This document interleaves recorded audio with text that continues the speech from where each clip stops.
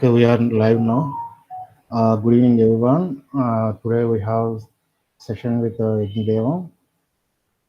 I guess every channel is going right now live. If some channel is not running, please let me know. I will fix it. It is streaming. Yeah. So we have Yajna Devam with us, and good evening, sir, and good morning for you. How are you, sir? Great. How are you? Yeah, I'm good. So you you 2.5 years ago published a paper regarding the IVC script. Sir, 1 minute. My channel is not streaming. Your channel is not streaming. Yeah. 1 minute, let me check. Okay. Is it auto start enabled? Yes, Yeah. I think. 1 minute, let me restart it. Check it now, sir. It should be starting.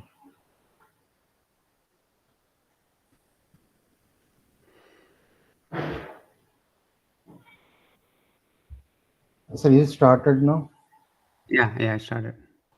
Yeah. So I read your paper properly, and I got some questions like some of the things that I don't know, or might be I got some doubts. So I would like to discuss about the same thing.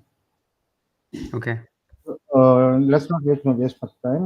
But to those people who don't know Yajnadevam, he's a cryptographer, and he did a research work on IVC script. He is able to decipher it using the techniques mentioned by Shannon, according to Shannon's theory. And he published his paper, and of course, it is not published in mainstream media, but it is a point to consider because I'm very impressed with his work. So I got some queries, so I'm running this live right now. So my first question is about first sign. Uh, Yes. so actually, when I am using the regex or manually checking the dictionary, that the dictionary use in new paper, I didn't find the first word at all. Yeah. How did you come up with that first sign? Right.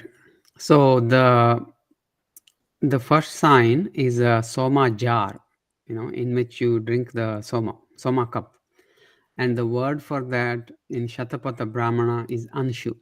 Okay. So all Indus signs are the first letters of their names, of the image they represent, which is pretty normal, way of creating alphabets. The alphabet we use today, when it was started by the Phoenicians, it was pretty much similar. The letter A was the shape of a bull's head, and the word for bull in their language is Aleph. So Aleph became alpha, became like A. Okay. So in our in Indus script, the sign for an is from ansha. Okay. So what is if you look at all the letters in the, let me actually see if I can share this paper so people can see what I'm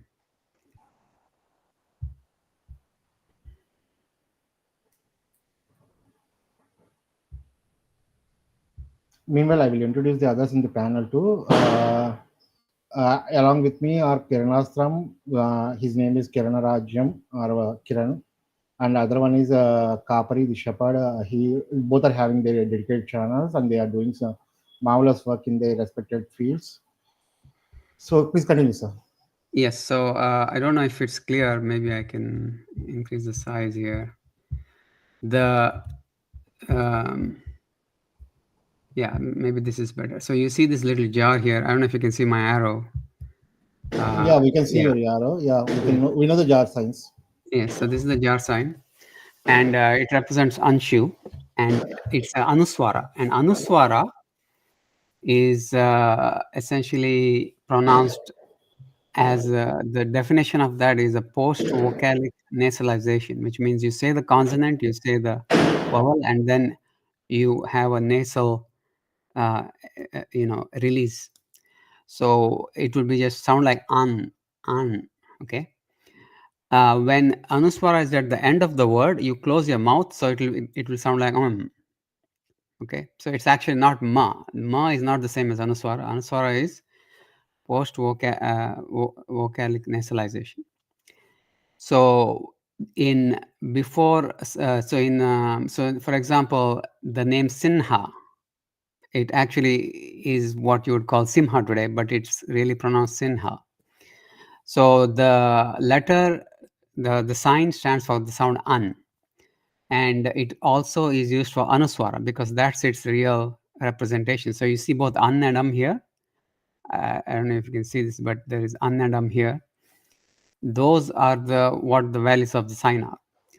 When you have the word ananam is actually a anuswara ending of anana. Anana means face.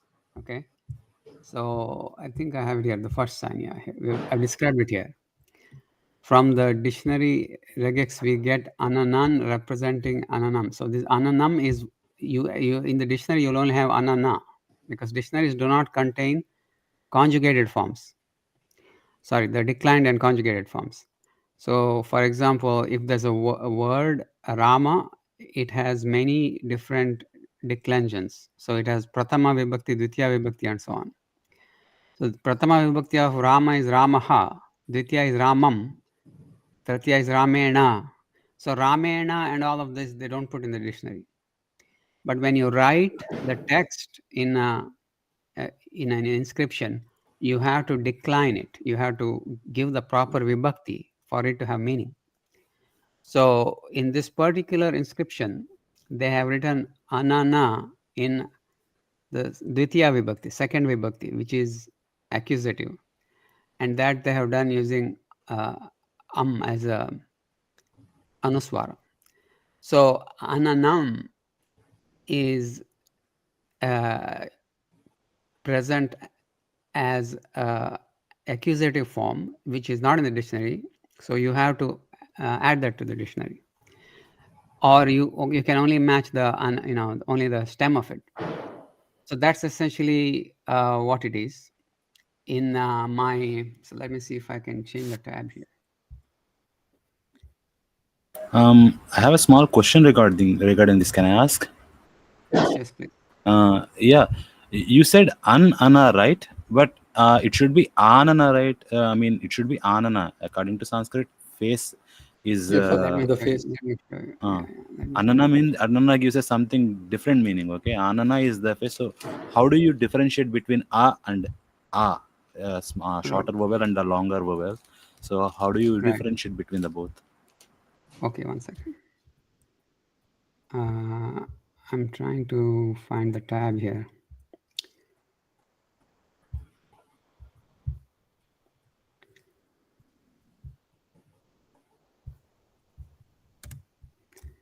Let me just stop presenting and re-get that.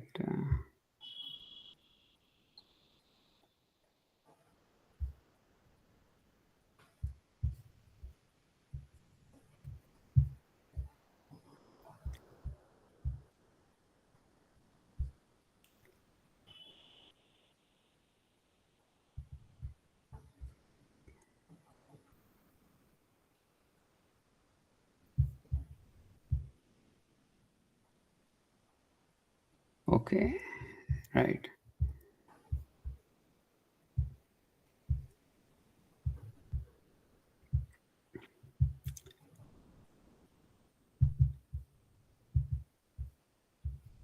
Do you see the window or no? No, it isn't presenting anything. I think you have to resume your presentation. No, you are not presenting at all. Yeah, that's. If you want some link to open, I can do it also. Yeah, there's a Monia Williams English Dictionary. Let's one see. which you mentioned in your paper? Yeah. Yeah, give me a minute, I will open it.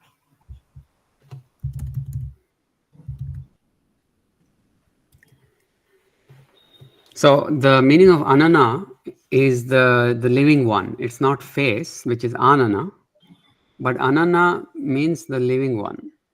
It's attached in nirukta. I have no idea why it's. Yes. Okay, yes. I think I can share.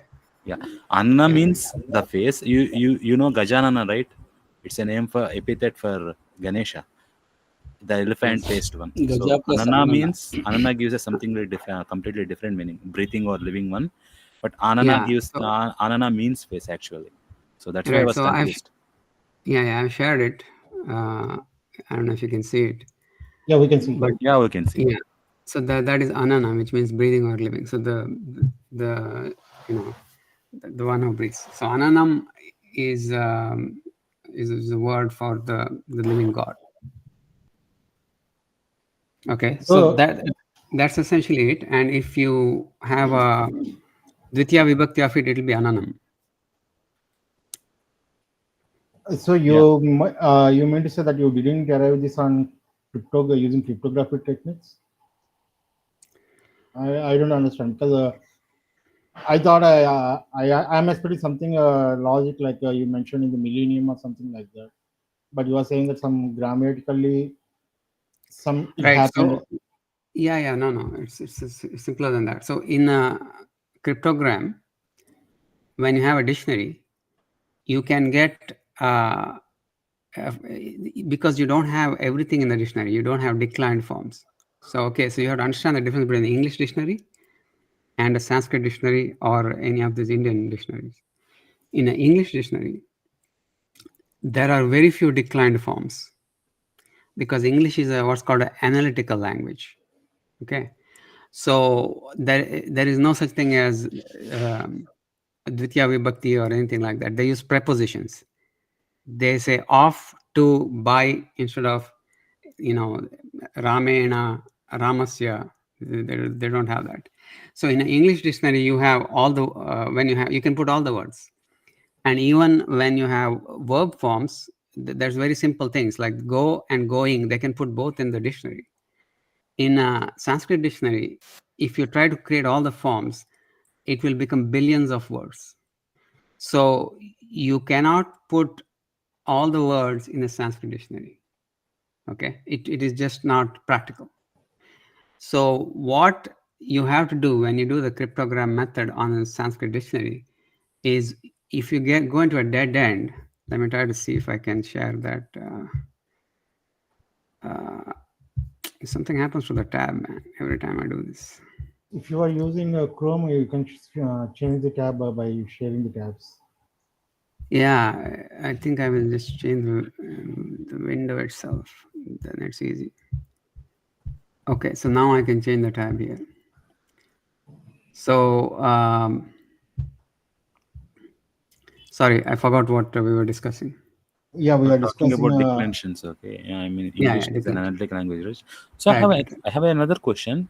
It should be very challenging to consider all the various declensions available that should be present in the Sanskrit language. Right? There must have been a couple of million or billion things to consider. Yeah. Go ahead. Yeah, how did you take into consideration all the different types of declensions, and there are conjugations and nominal derivatives and everything else, right? Yeah. So I have described it here in section 2.10.3. Essentially, when you have so I was lucky that many of the forms of the words were in vocative. Okay, vocative form is what's in the dictionary. So when I was first going through the cryptographic method, I could find a lot of matches, and I could figure out that this is what the structure is, and so on.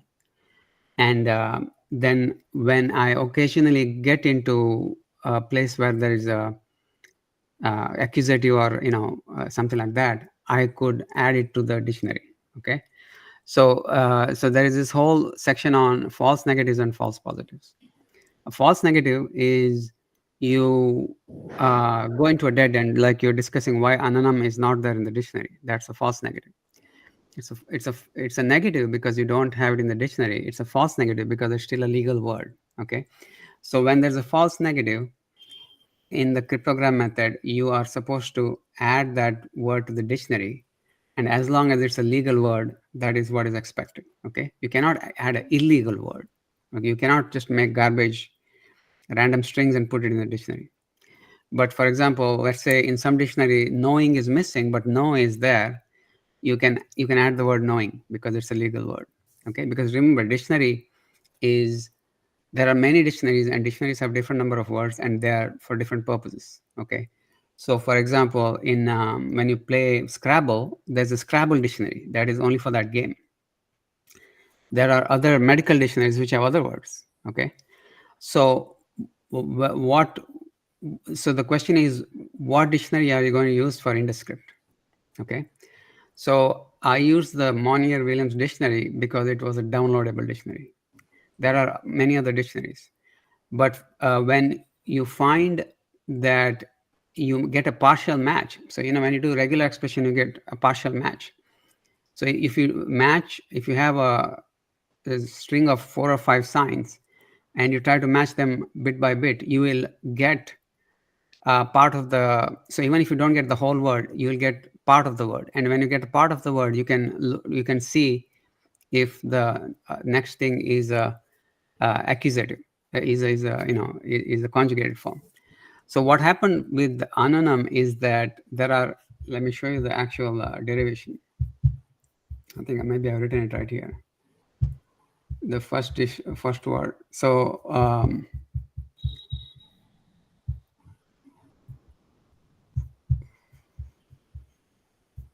so that jar sign is present at the end of many inscriptions, like almost 1/3 or one half of the inscriptions.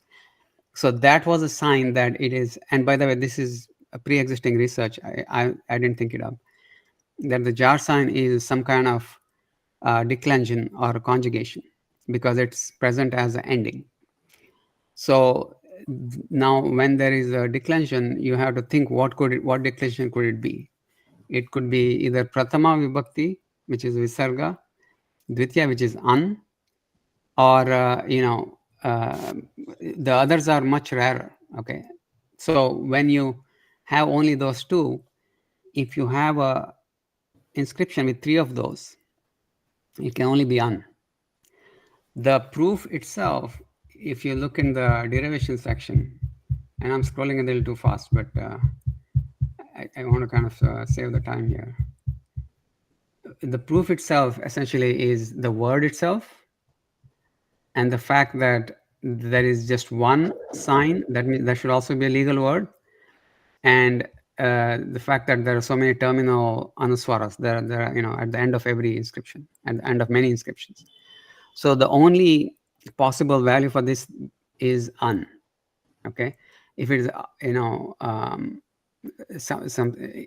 it's a I mean, I hope that is clear. Yeah, it's clear now. Let's move to another question. I'm sorry, I'm having some background noise. Okay. You use the Sanskrit dictionary in English language, like Latin alphabets. And also we can say that Rama can be pronounced as Rama, Rama, or Rama, whatever it may be. So how do you justify using the Latin alphabet dictionary for your cryptography methods? No, it's not Latin alphabet. It's something called SLP1. Okay, SLP1 is a way of, so SLP, let me get. So in SLP1, what happens is every letter has its own symbol. Okay, so same for vowels. You see, A is small a is big A. Does that make sense? So it is not, and both Monier-Williams and some of the other dictionaries write it in SLP1 because it's easier for them to represent and parse and so on. And for regular expressions also, it makes it relatively easy. Okay, in the actual derivation, what I've done, because you want to match long vowels also, I have replaced the long a with the 2 small a's. So Rama would be R-A-A-M-A. It wouldn't be just R-A-M-A. Okay. So to answer your question, yes, it is in SLP1, and it's not just Latin. And in our dictionary, in our actual program, we have made sure that differentiation exists so we can distinguish between the two. Okay, thank you for the clarification. And my next question is, you assume it is you tried it as a Sanskrit language. What is the possibility or chance of any other language, like something close to Sanskrit, like Avestan or Maharashtra? What is the possibility? Can we do the same? Because maybe if we consider the pi language theory, if some Proto-Indo-Iranian language, it would still a match. Does it work out? No. So forget other languages. You can't even read it as different values of the same language. Okay. So there is a principle in information theory that says that if you read beyond a certain size, then the decipherment is unique. Unique means no other reading is possible in that language or a different language. Okay. And there are several reasons for that. We can definitely go into it, but it is mathematically impossible. If it's a very short, you're reading, depending on the key meaning the assignment of the values to the sign, you could read up to 100, up to 500 or something like that, and still have it kind of look like a different language or with different values. But the moment you cross the unicity distance, it's pretty much guaranteed it's unique. Okay. So not only old Sanskrit is, like pre-Sanskrit is possible, PI is impossible, Prakrit is impossible. Forget Maharashtra and Avestan, they are, two different. None of them are possible. This is the exact dialect, and only this is possible. Okay. And one more question. You used Panini grammar. You said it is close to Panini grammar, like post-Veda and pre-classical. Yes. When you are solving using cryptography, how did you know that it is using the same grammar? Because I didn't know. I didn't know. Initially, I didn't know I didn't have any guess on what the grammar is. So I got the value. So if you look at all the decipherment, like, the stage by stage here, these are just words. These are vocative. Okay. So when I say I don't know what the grammar is, so if you see, they're all short words. So there is no question of grammar here because they're single words. They're short seals. Okay. So I did not have an idea whether, all the case forms are there, whether verbs are conjugated properly, whether any Vedic forms are there. I knew nothing. And if you see, this is it. Everything is a short word. The question of grammar doesn't arise when you decipher it. When you translate the long seals, that is when the question of grammar arises. And initially, I just put, I did a greedy match. So I'll tell you what a greedy match is. So if you can see this, I can just say prefix here, and I can just do, Can you zoom it a little because we can clearly see it? Yes, it's better. Yeah. So if I want to say, a KAR, okay, I'll get all the words of KAR. Now I have so many words, right? So I can pick some more words, okay, and I can keep doing that until it becomes just one match, okay. So I can see how many signs will fit until you get only one word. That's called a greedy match. So I was just doing greedy match from the dictionary. And as long as everything fit in most of the inscriptions, most of the long inscriptions, what that means is the phonotactics are correct. Phonotactics is a set of rules that prevents certain sounds from being followed by other sounds. So as long as the phonotactics is correct, the language and the assignment of symbols is correct, I was hoping someone who knows Sanskrit will do the actual, parsing and translation. So I didn't know that, and when people told me try it with the grammar, I said, okay, let's try Paninian grammar, because that's the only grammar that is available to everyone. Before Panini, there was Indra grammar and some other grammars that was done by All these other grammarians were there before Panini, like Yaska and all these other guys. There were some 20 grammarians listed by Panini. So the actual grammar, we don't actually know 100%, but what we know is that Paninian grammar is able to parse all of these meaningfully. Okay, so when there is so let me show you the Indus script here. So when you see this, I'm able to parse it using Paninian grammar, and I'm able to translate using Paninian grammar.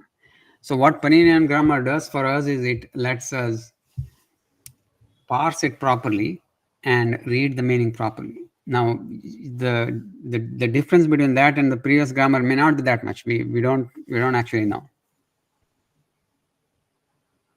Okay, got it. So I think panel member Thinking Monkey got some question. I think please unmute yourself and please speak.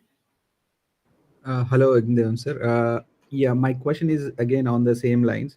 So the Paninian, you said the Paninian grammar was able to parse properly, but we could only see 37% of the seals are translated. So Yeah. why is that so? And there is a very good chance that the language used in the seals might be much older or much older than the Paninian Sanskrit. Not Sanskrit at the time of Panini. So we might be reading. There is a very good chance we might be reading one word as the another. Something like there could be a chance, right? I mean, maybe it was. Okay, so let me first address the questions one by one. So what I've done is I have sorted it by length. Okay. Okay. And I have just started doing the longest first. Okay. Okay. And if you can see, the length column keeps decreasing. The length gets shorter and shorter. And I've done all the long ones. And it's not just me. There are other people who are reading it also helping me. Okay. Okay. And we have come to length of about 6. Okay. Okay. So now there are only short words left. Makes sense? Okay. So the chances of a short word not fitting into this is much less than a long word, than the long inscription. Reasonable. Okay. Yes. So it's just a matter of time. We have spent a few weeks on this, and it takes time because it's many of these forms are like old forms. Okay, so we have to do research. We have to understand the actual meaning. See, reading it is easy. I can read all of this. See this little star here. This is automatically generated by the program, by the website. Okay, so we have read all of it 100%. We just don't have a good translation. We don't know where the word break is. We don't know where the sandhi is. We don't know, what the right meaning is. So, for example, I'll give you an example. There is this sequence.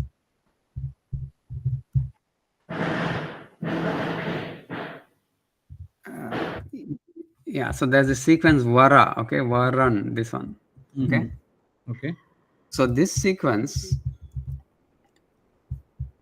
you can, we try to do regular expression and auto-generating the word, but this can be read in 2-3 ways. One is varan, which is a plural of vara. Vara is a blessing or, excellent or something like this. Another is varam, which is singular. And there is vrana. Vrana means wound. So the issue is that the ability to pick the right meaning, actually coding it into the website is non-trivial. It is a multi-year work. So what we are doing is we are just looking up we're just generating we're generating the transliteration, and then we are just manually translating it. And even when you translate, the same word will have different meanings. So if I put vara, for example, you see how many meanings are there? There's a lot of meanings. Choice, chooser, royal, better, stopping, checking. There are so many meanings. And the meaning of a short word, you can choose anything. It doesn't matter. But if it's next to correct. 2-3 words, it has to make sense. Yeah, sorry to interrupt you here. Let me be the devil's advocate here. So that is a kind of a clever thing to do the translation of longer inscriptions first than the shorter ones, because Sanskrit itself is a tricky language. I mean, same vara might have many meanings. So instead of getting bogged in finding out the correct translation, you first chose the longer inscriptions so that, like, I mean, there would be very little ambiguity compared to the shorter ones. Correct. So That is why we did that. that is kind of like, I mean, in one way it's a clever thing, the other way it is like some kind of confirmation bias we might be putting into the translation. Right. And also there are many claimed decipherments, and they all translate short, inscriptions, First. which is not challenging, or it doesn't give you that comfort of certainty. Right. So, for example, S.R. Rao said he translated 1,000 inscriptions. Okay. Mhm. And he claimed everything is monosyllabic. So in this software, if you just put L1, it'll tell you how many single letter, single sign things are there. There's 363, and if you say L2, there's 968. So there are over 1,000 inscriptions that are 1 or 2 signs. Right. So if you say, I've translated 1,000, it doesn't mean much. You have to translate the longest. Okay. Correct. So what we have done is we have translated the 600 longest, which is very hard, and we only have short inscriptions left. So we are pretty confident we'll be able to do all of them. Okay. Got it. Yeah, I got a question here. I mean, you assumed the entire region, IVC civilization, spoke single language and single grammar. How does that justified? I mean, this could be some things can be written in some other language. Is that possible? Okay, so I don't think it's a single language, actually. I think they have multiple Indo-Aryan dialects, so multiple dialects of Sanskrit. And the reason is, if you see the signs for sa, sha, sa, ha, they can be interchanged.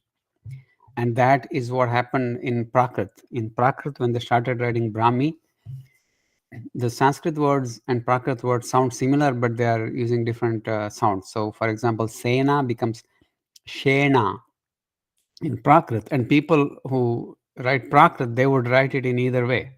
Okay.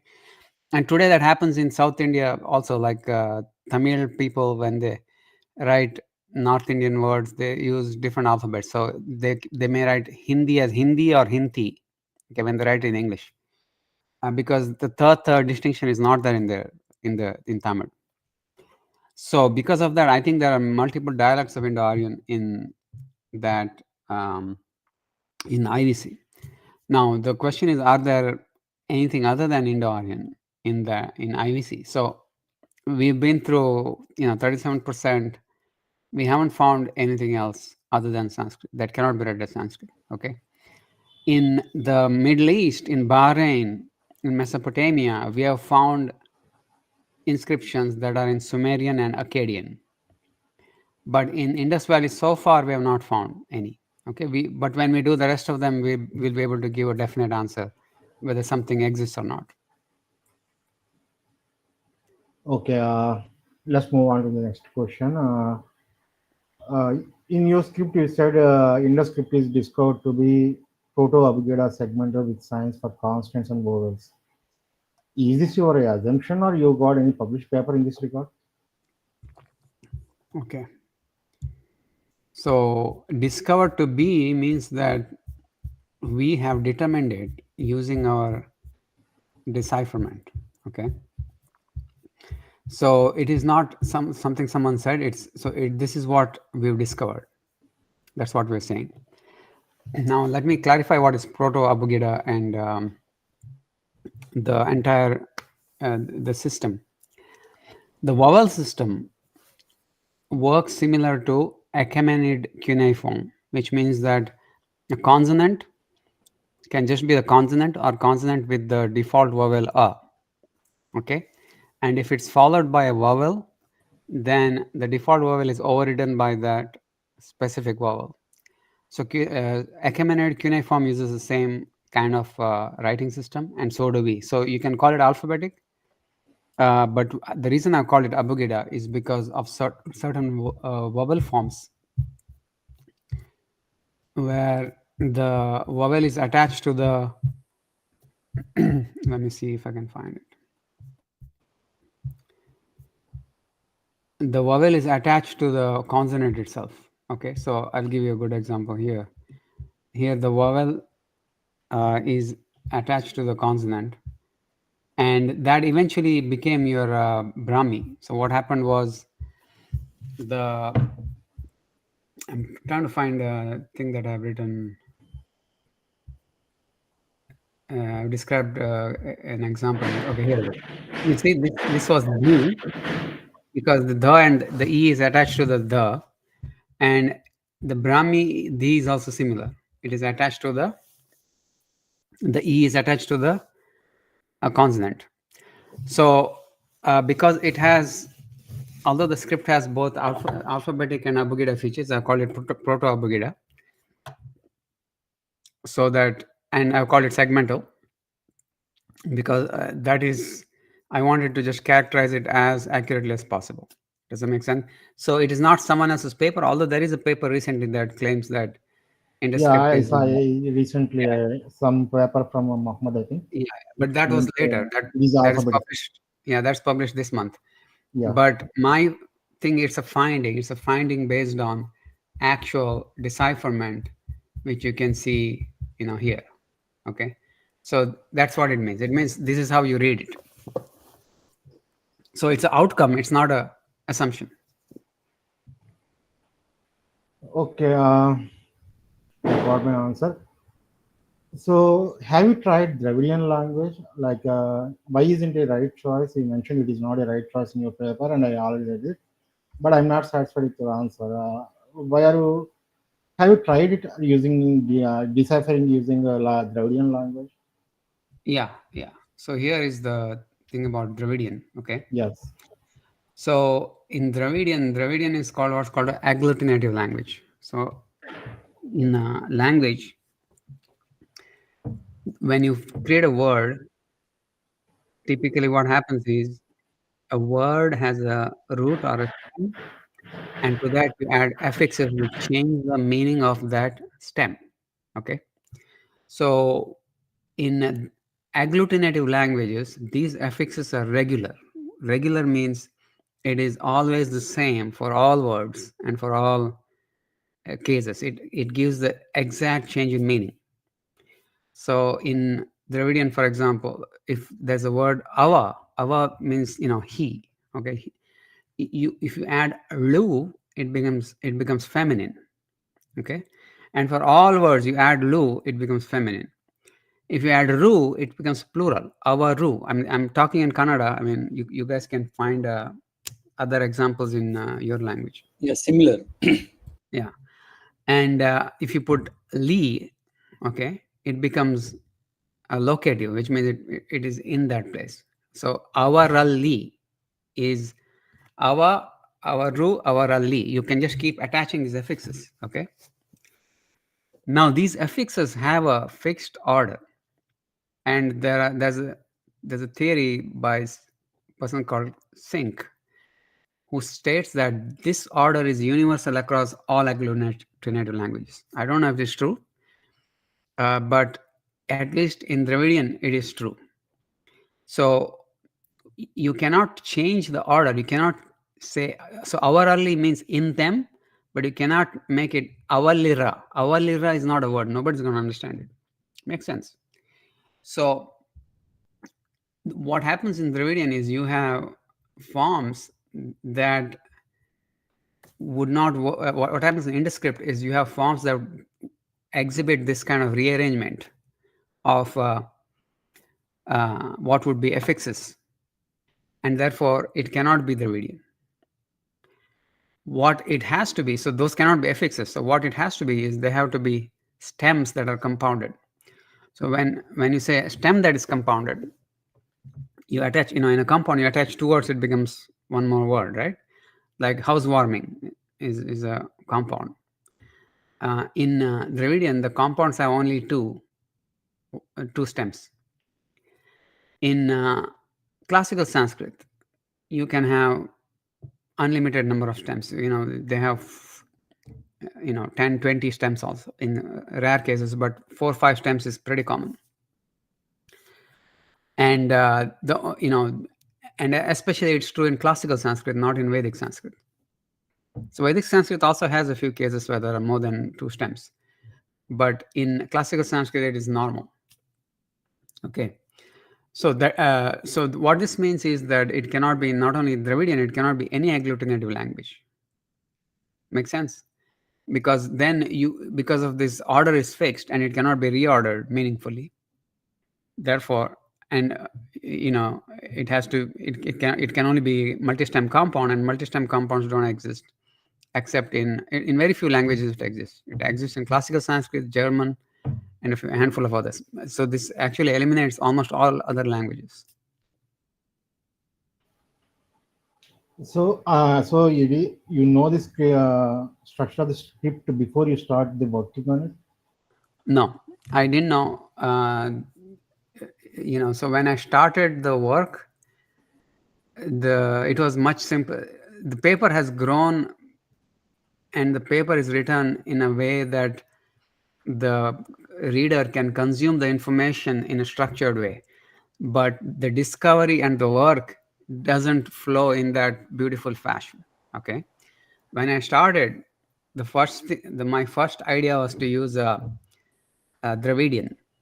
Okay, because I wanted to falsify someone else's work, but there was no Dravidian dictionary, downloadable dictionary, or I couldn't find it at least. Then I said, okay, let's try Sanskrit and try to get different values, and that's how I started. But eventually, I did find Dravidian dictionary, and I tried it with Dravidian, and it fails for various reasons. So one is the certain word forms that don't see. As I'm here, I'm talking about trying it with Dravidian here. Consecutive letters. Right. So you have the consecutive letters, and you have consecutive letters in the Dravidian dictionary. I could get only these 4 matches, and then when they are in different combinations, there are no such words, and that is one failure. The other failure is you don't get words which can have 3 consecutive same signs and so on. Whereas this is very common in Sanskrit, right? In Sanskrit, there's lit lakara. So if you have, if you have sa, that is a word, right? So, and because of that, because of many of these reasons, Dravidian fails. Dravidian is not a match. It's agglutinative, which we have eliminated, and we have tried with the dictionary anyway. And you essentially get stopped at the first sign itself. And you can try other signs, but when you see the double signs, they further don't match anything else. Okay, so there is no way cryptographically you can derive Dravidian out of it. Dravidian or any agglutinative language. You can do it using other forms. You can say, this is logographic. I'm just going to assign words to it. But people have been trying that for 40 years or more. Okay, they're trying to decipher it as Dravidian for 40 years. And you know how far they've gotten? They've gotten to like 13 different signs, and they've just assigned values, and they're reading the values they've assigned. They've not been able to read any long inscription. So 40 years plus the mathematical proof here that it cannot be Dravidian or agglutinative, I think that is pretty strong evidence that rules out Dravidian. But so far, has anyone used the mathematical for deciphering, or they are using the trial and error? For IndusScript or something else? For IndusScript. For IndusScript, I don't think anyone is used now. But this has been used in for linear B, for example. They've used cryptographic method. But for IndusScript, most people, the issue is most people are kind of stuck with the narratives, and it is preventing them. There are assumptions in the narrative that are preventing people from analyzing it properly. Okay, the first assumption is that it's Dravidian. You already assumed it. Okay, Second is it is logographic. That's already assumed. So when you try to say that this is logographic and Dravidian, both are wrong. And you try to just force words into it, you are not going to get anywhere. Hundreds of, really thousands of people have tried. They've tried it for 40 years. They've tried it with computers. They've tried all manner of things, but because they're stuck on Dravidian and they're stuck on logographic, they're not getting anywhere. Okay. If you know anything about scripts, you will understand that there are really only 70 or so signs in the early stages, and this is well known. So you cannot have a logographic system with just 74 signs. Okay. It would just not make sense to create a script like that over 2,500 years, and only 70 signs are attested. So there itself they're wrong. And can you do this as Tamil with the cryptography? I have tried it. It doesn't work. If you want to create another old form of Dravidian, you have to recreate that language from scratch. You have to create this dictionary from scratch. You have to prove that such a language could exist. And then, even then, you will fail because it's agglutinative. Okay. So no one has tried, to my knowledge, cryptographically, no one has tried into script so far. And that is why I succeeded. And that's why it looks so simple. If you look at the derivation, it looks so straightforward. There's no great, logic or anything behind it. There's no brilliance. Okay. The only thing I've really done, the smart thing I've done is I've modeled the problem correctly. Other than that, all of this is known things, known methodology. It's just tedious. It's just you do one after one. You just keep typing into, regular expression into the terminal. You get a set, you reduce the set, that's it. It's just tedious. But it's not, and of course, writing it in a way that people are able to absorb it and be convinced of it, that is also hard. But getting the actual values, it's just straightforward. You can see how simple it is. You're getting one by one. You just find a word where there's only one extra letter. So you look at this. So I got the first one. Second, I find inscriptions with only one extra sign. So now I can decipher that sign. Then I find one more with the previous two and one extra sign. Then I do that. And that's it. You just go through the whole thing. And you go it in the descending order of frequency so that you get more matches when you know fewer signs in the beginning. That's it. It's not anything complicated. Yeah. Monkey, did you got any question? Yeah. So my question is, we know that for Egyptian logographic scripts, each symbol means a word, not a syllable. Or not a single character or single alphabet. How did you arrive that each one of the symbol belongs to one alphabet instead of a word? Is it a presumption, or after the cryptography methods you applied, you arrived at that? So could you explain that part clearly? Because if it is each represents a single word, the whole story changes, and that is the assumption the previous decipherers tried to do that, and that's where they failed. So Sanskrit being a tricky language, but we might find so many root words. So have you arrived this after your method, or is it a presumption that each logo, each character represents a single alphabet? Okay, so in certain systems, each symbol is a particular word. Okay, in Egyptian, there are symbols which represent words. There are symbols which represent sounds. And that's just a thing to clear up. But coming back to this question here, is this a assumption?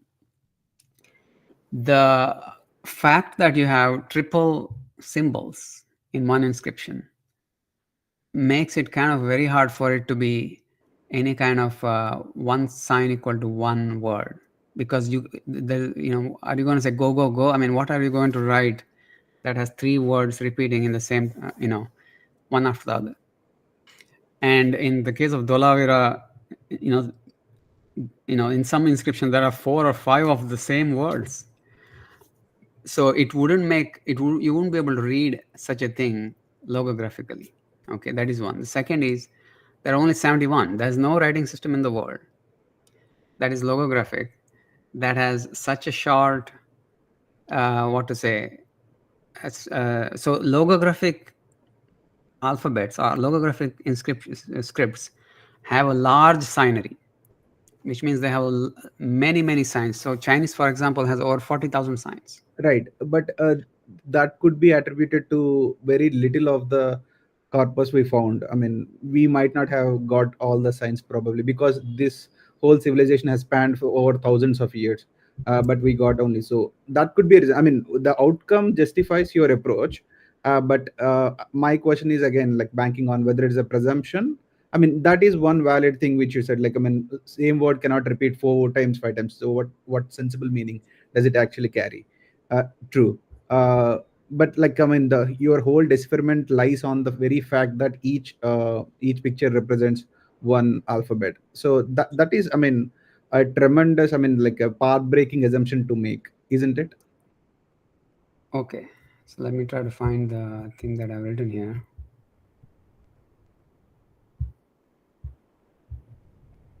I mean, that would be too much a bold assumption. So, I mean, is it? No, it's not bold at all. No. Okay. Yeah, please do it. So, yeah. Okay, here it is. Script type. So if it is logographic, you would not see that many repetitions in even the short inscriptions. So, okay, so for example, so this is, so we all know the Chinese alphabet is kind of logographic. Okay, it's not technically logographic, but in terms of its characteristics, it has 40,000 symbols. It has right. Yes. Okay. So when you write words in such a script, you are not going to see a lot of repetitions. Okay. Okay. The expected number of repetitions, it can be calculated by something called the birthday collision problem.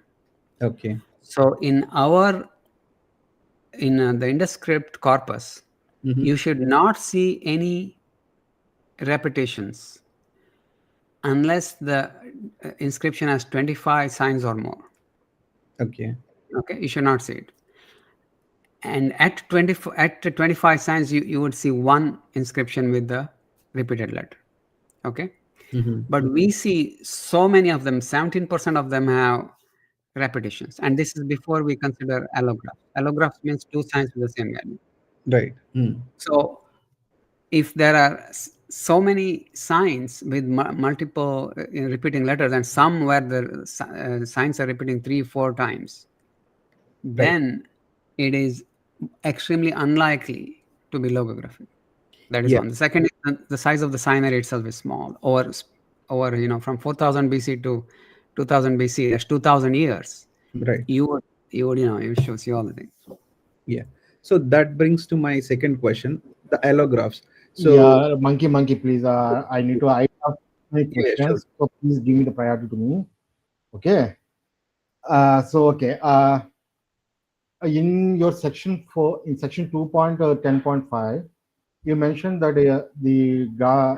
from Meluha words and names attested in Sumerian inscriptions, it appears that Meluha spoke some form of post-Vedic Sanskrit, but one of that is too early to be termed as classical Sanskrit. So, do you mean to say that the Vedas existed at the time of Harappa civilization? If yes, how much? What is the approximate date for the Vedas? How did you arrive on all those dates? Okay, so what we know, so there's a linguistic answer to this and there's a textual answer to this. Okay, so linguistically, it appears that the names in the Sumerian inscriptions are from later Sanskrit texts, right? For example, Samara and Nanas here in this, 2 of the names attested, they are from they're not in the Vedas.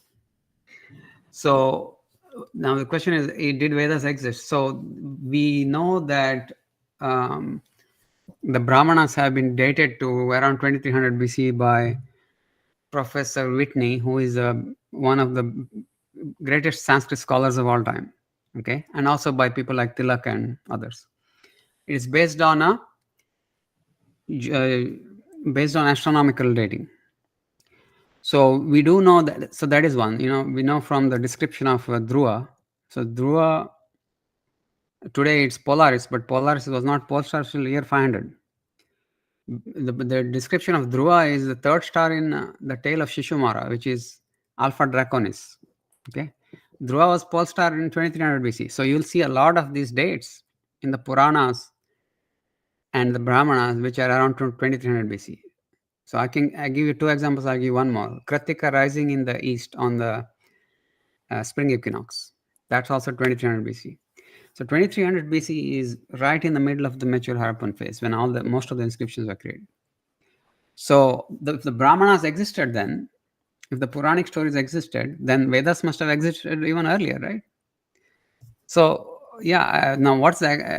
So when you say Vedas, the precise meaning of Vedas is Samhita plus Brahmana. Okay, the mantra you chant and the meaning of the description of the actual rituals. So if the Brahmanas existed, then Samhitas must also existed before that, right? What's the exact date of Samhitas? I mean, that is, I have to leave it to the experts to give it. And even the Brahmanas date, by the way, I didn't figure it out. It was Professors Whitney, Tilak, and all these, all these great men have calculated it. I can show that also. Let's see.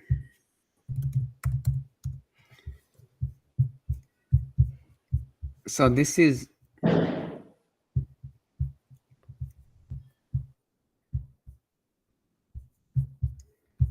essentially this is your 27 nakshatras, okay, and the Gopata Brahmana essentially says this. Okay, so this is around 3800 BC. It says that the year starts at full moon at Uttara Palguni and ends at Pura Palguni. So that means it was around this time. And what is this? This is your winter solstice. Yugadi. Yugadi means start of the year. That starts during this time. If you look at the year here, it's 3820. Okay, the least it can be is this date, about 3570. So this is from Gopata Brahmana. There are many of these dates, many of these astronomical observations. And remember, these are not things that they're just describing. These are actual practical things they're doing as part of the religion. Make the sacrifice, create the altar facing this, and all of that stuff. So since these are practical instructions, this must be what they saw and they recorded. So based on that, these are the estimated dates. And this particular site has, they have taken the dates of various, beyond this, I don't actually, so beyond this 433, it's hard for me to grasp even how old these things are. But at least the calendaring stuff, the creating the altar stuff, that's pretty straightforward. There's nothing to think or interpret. So those are the dates that they're given for it. Yeah, Kiran, do you have any question? Yeah, relating to this, not the question, but anyway, these are the cyclical, right? This Kala Chakra. So every 26,000 or 36,000 years, it gets repeated, isn't it? Yeah, it's a little less than 26,000. Yeah. Right. So this can be, we should not date it to 4,000 or 3,000 BCE. It can be beyond that. Well, then you will have to date it to 30,000 BC, which is much harder. Right, It will be the Ice Age. What about the recent one? The most So recent, the lowest what we can get is that 4,000 or 3,000, as you said. Yeah, this is the most recent you can get date. Correct. Okay. My next question is about your section 4. You mentioned so many rules like this vowel precedes something like that. So many rules you mentioned in your section 4. Yeah, these Yeah, ones, how right? did you come up with all those rules? Is it by, did you get them from Panini grammar, or you do it when you are doing your cryptography? It's much simpler. It's it's a regular expression. You have a symbol, okay. You just like you get the value for one symbol, you can get the value for two symbols. So if you have a sign and you say, hey, what are the possible values that fit into this? You get the values, and it's just these are examples. You would read like this anyway. Okay, these are not rules. These are just descriptions to tell you how you would read it. So, for example, I have here repeating bars of 3, okay, 3 strokes with a space in between, and I'm saying that this is a different sign than if there's no space and then it's just 6 strokes. So it is common sense, but I'm writing it down so that if somebody wants to create a system to parse these signs, there is there's a standard set of observations that are put in here. Okay, so same thing here. There's 2 lines are slanted from the third line. That is how they show that this is different, and there is no reason to do that differently, because in other places they have not done it differently. So they are just trying to denote that these are 2 different signs, that the 2 inclined strokes is different from the 1 vertical stroke. And you can try reading all the different inscriptions with those signs, and you will see that this is the only one that matches. Okay, so all I've done is, because I've read all of that, I've summarized it here, so that although you're going to come to the same conclusions, you have one place where all of these are a reference. Yeah. So my next question is about Pashupati seal and the other seal, DK6847. So what are those seals? What are they depicting at all? Pashupati seal. Pashupati seal? Yeah. What is the meaning of the text written there, and what is the in most seals we don't see any relation between the seal and the text. So yeah, why is it written like that? And what is the meaning in the seal and the other seal? Okay. So the Pashupati seal, what is written on top is Ashasan Mana, which means the honored punisher. So that is one of the names of Shiva. Mana is honored. Ashasan is someone who punishes. So he's the punisher of Kama. Okay, that's one of his names. This particular seal, the iconography of this has been deciphered or has been read by someone from ASI in one of their publications. I tweeted about it, taking their screenshot. So essentially what they're saying is, this is the description of Shiva from Anushasana Parva and Shanti Parva of Mahabharata. Okay, so Shiva has different rupas, right? So he has what's called Vyala Rupa and so on. So Vyala means stylish, so that is Shiva.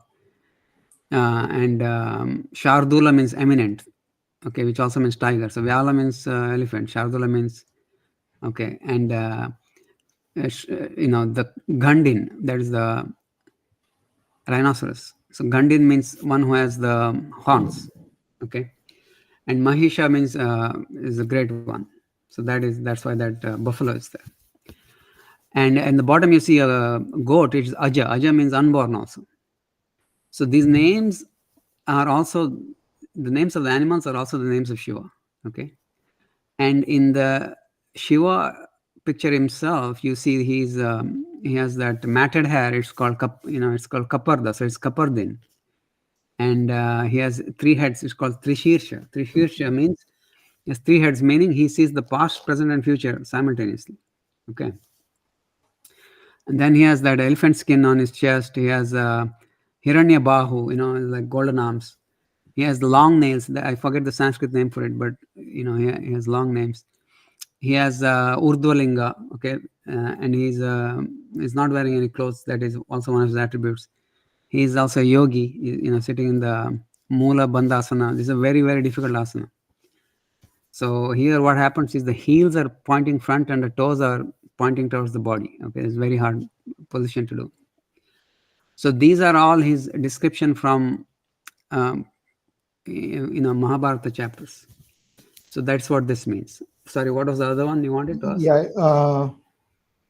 since you mentioned Mahabharata, do you mean to say that Mahabharata and Puranas are all, even also mentioned Lubdaka story and also Sindhupura Yes. story? Yeah. Do you mean to say that those Puranas existed at the time only? Yeah, those stories existed for sure, right? Otherwise, how will they draw it? It's very hard to draw this without having the story. Yeah, okay. So my other question is, why the text in these seals are not depicting, are not related to something on the seal? So for some seals they do, right? So for here, Ashasanmana it does. What about the other one? I think the number is. Let me check. Sorry. So Okay, let me complete the thing, right? So if you look at the lot of the seals, they are the seals. This, I don't think we can claim that this is a, A for apple, B for ball kind of thing where you have a picture and you write exactly what the picture represents. It is not a tutorial. Okay. So what it is that image represents some kind of standard of the government or some organization, and the script represents some either either a prayer or a slogan or something. Okay. So for example, if you have Shivalinga and you have prayer, people write prayer to it, you will have the same Shivalinga and multiple prayers, right? Same thing. So or if you have a government like the Indian government logo is the 3 lions, right? You have that, and under that you have different things they write. They may write.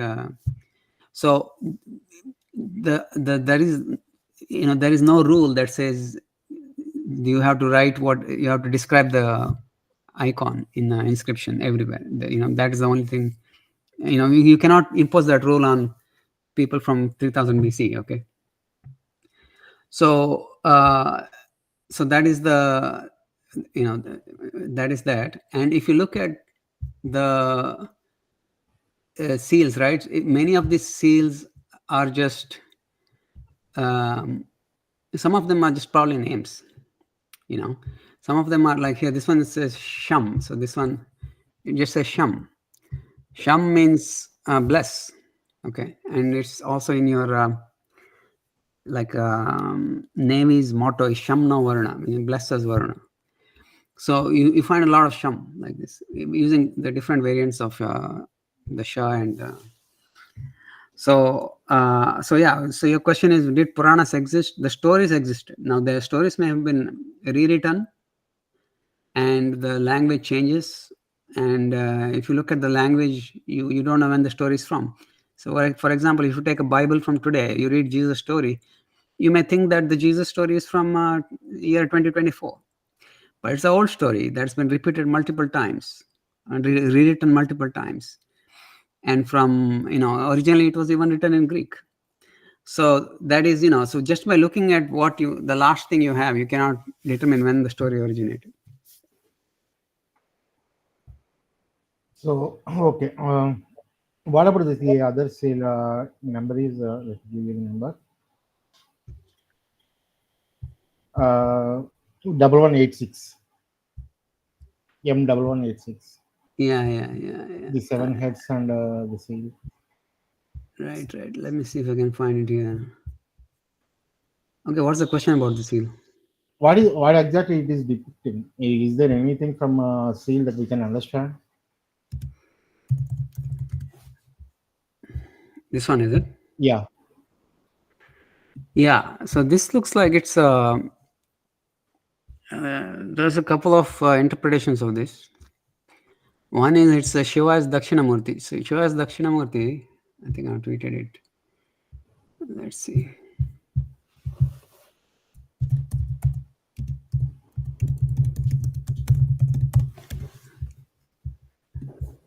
Yeah, it's this one, right?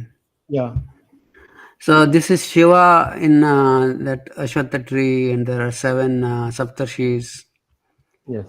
So it's Dakshinamurti image of Shiva. That is one interpretation. The other interpretation is that it's there's a particular goat sacrifice in Yajurveda. So you see the goat here, and this guy is going to sacrifice it to Shiva. So that's another possible interpretation, because here there is no goat. Okay. So those are 2 possible interpretations. So the interpretation of the imagery, I think that is we have not reached that level yet.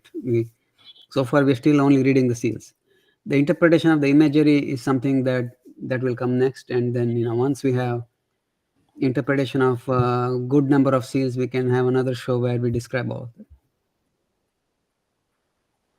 Okay. What about the unicorn? Sorry, Haindavudu. No. In one of the interpretations of that particular seal, they were mentioning about the Mrigasirsha of the. Okay. I think it's one of the Vedas. It was coming from. Oh, I see. Okay. Not this one. The other Yajurveda. Saptarshi's seal. Yeah. Must be from Yajurveda. Okay. Right. Yeah, I don't know much about the interpretation of what the imagery is. I have not worked on it. Yeah. Okay. What about the unicorn seal? Why is it having one horn only? Are there any other imaginary animals like unicorn in IVC seals? I also saw one seal with 2 horns. Yeah. Is it animal? Yeah. There's I think 2 or 3 seals with more than like 2 horns. Okay. But I think that this is the description of Shiva as a unicorn. This is in Mahabharata Shanti Parva. Okay. So it translates to Bodhridra, the great boar, the great unicorn, the shining one, the horse-headed, depicted in 4 forms. So this is essentially so here you see this Varaha and Ekashringa in this. But it is written in Brahmi, isn't it? Yeah, it's written in Brahmi, and it's written in a mix of Brahmi and Indus script. So that also I have put in my paper. I will translate it. Some of the symbols are not Brahmi; they're Indus scripts, Indus signs.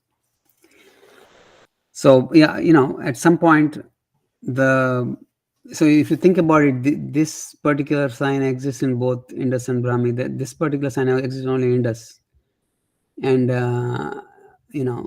so yeah.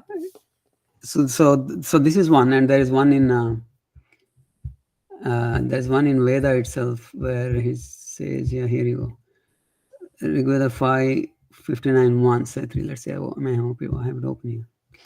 Right. So you see here, it's a Shringam, that is singular. So the one-horned one, that's what it says. Okay.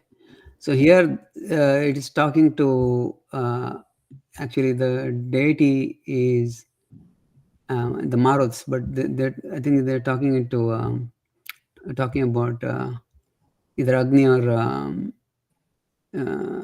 Rudra. Okay. So the one horn thing, as a concept, it exists from Vedic times. Okay. Since we are talking about the unicorn seal, you mentioned in your paper that unicorns and dragons are mentioned in Rigveda. Is it correct? Yeah, I showed you. Reference for us to later check on it. Yeah. So this is the Shrangam. This is 5:51. Yeah, that's for unicorn. What about the dragon? So dragon is Vrata, right? Vrata and Ahi. Let's see if I can search. This is a good site, by the way, if you want to. Yeah, wisdom level. We check it also for some other references. And so Ahi is a snake or a dragon. Okay, a dragon is nothing but a snake in that is grown wings. So so they have stories of Ahi. So let me see if it actually says dragon anywhere.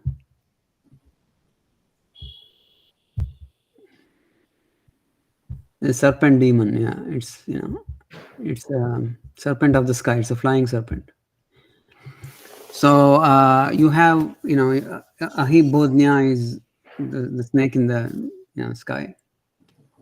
So that is, so they have these, and there are many these fantastic characters. You don't have to specifically worry about dragons. There are many of these, imagined things in the Vedas. So the point is, just because it is written in poetry doesn't mean it needs to actually physically exist. That was the point. Yeah, okay. My question is from now onwards about off topics on off your paper. What do you think? How is the relation between the Pi language and the Dravidian language? Because we see Indus, we see the connectivity with Indus in every state almost. Like many people connect themselves with the Indus seals by the iconography or by the style of by the continuity in traditions. But the language is not because they already separated Pi languages and Dravidian languages, and they are saying that we are not same.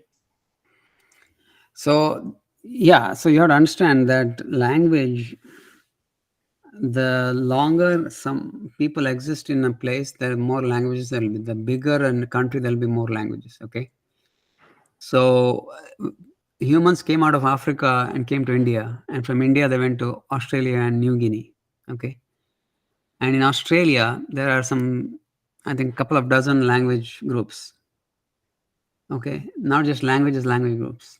Many of them are isolates, actually. So in Papua New Guinea, same thing. There are so many languages that are completely nothing to do with each other.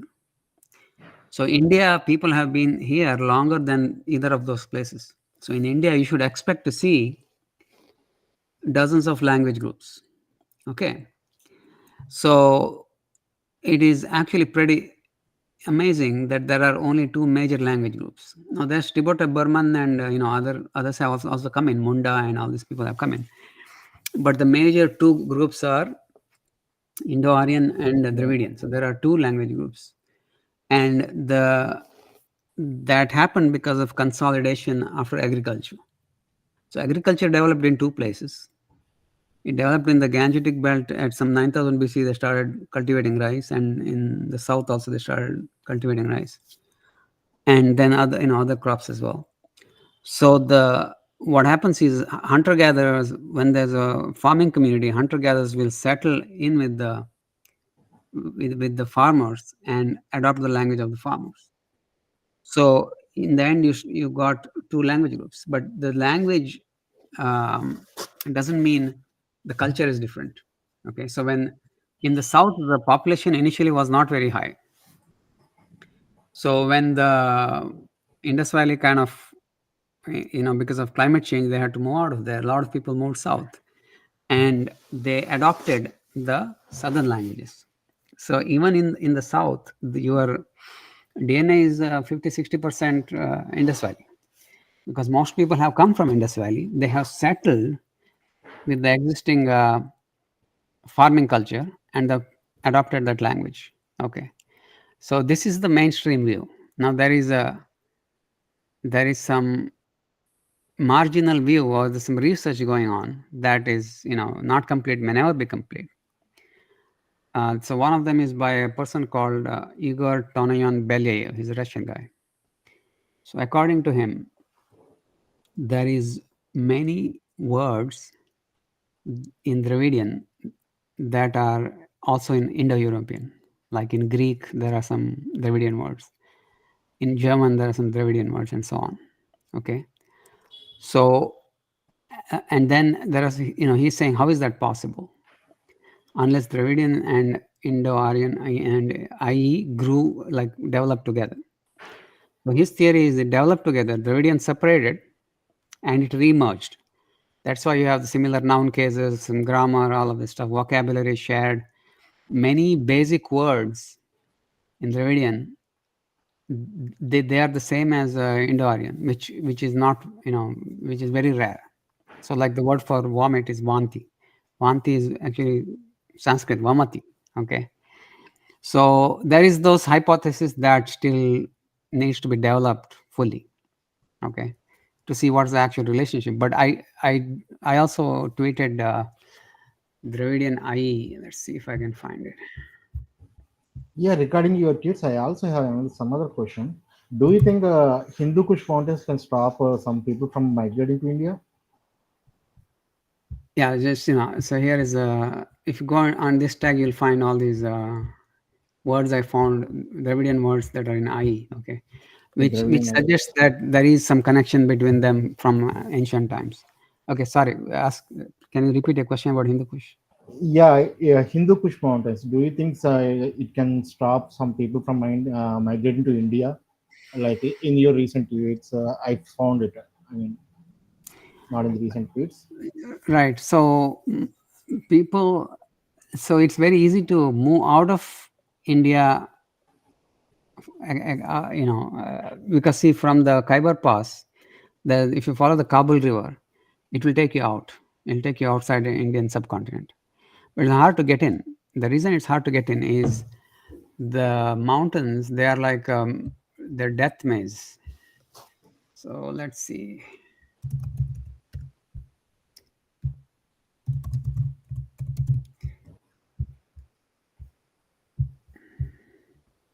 So this is the Hindu Kush, okay? Hindu Kush this is a maze.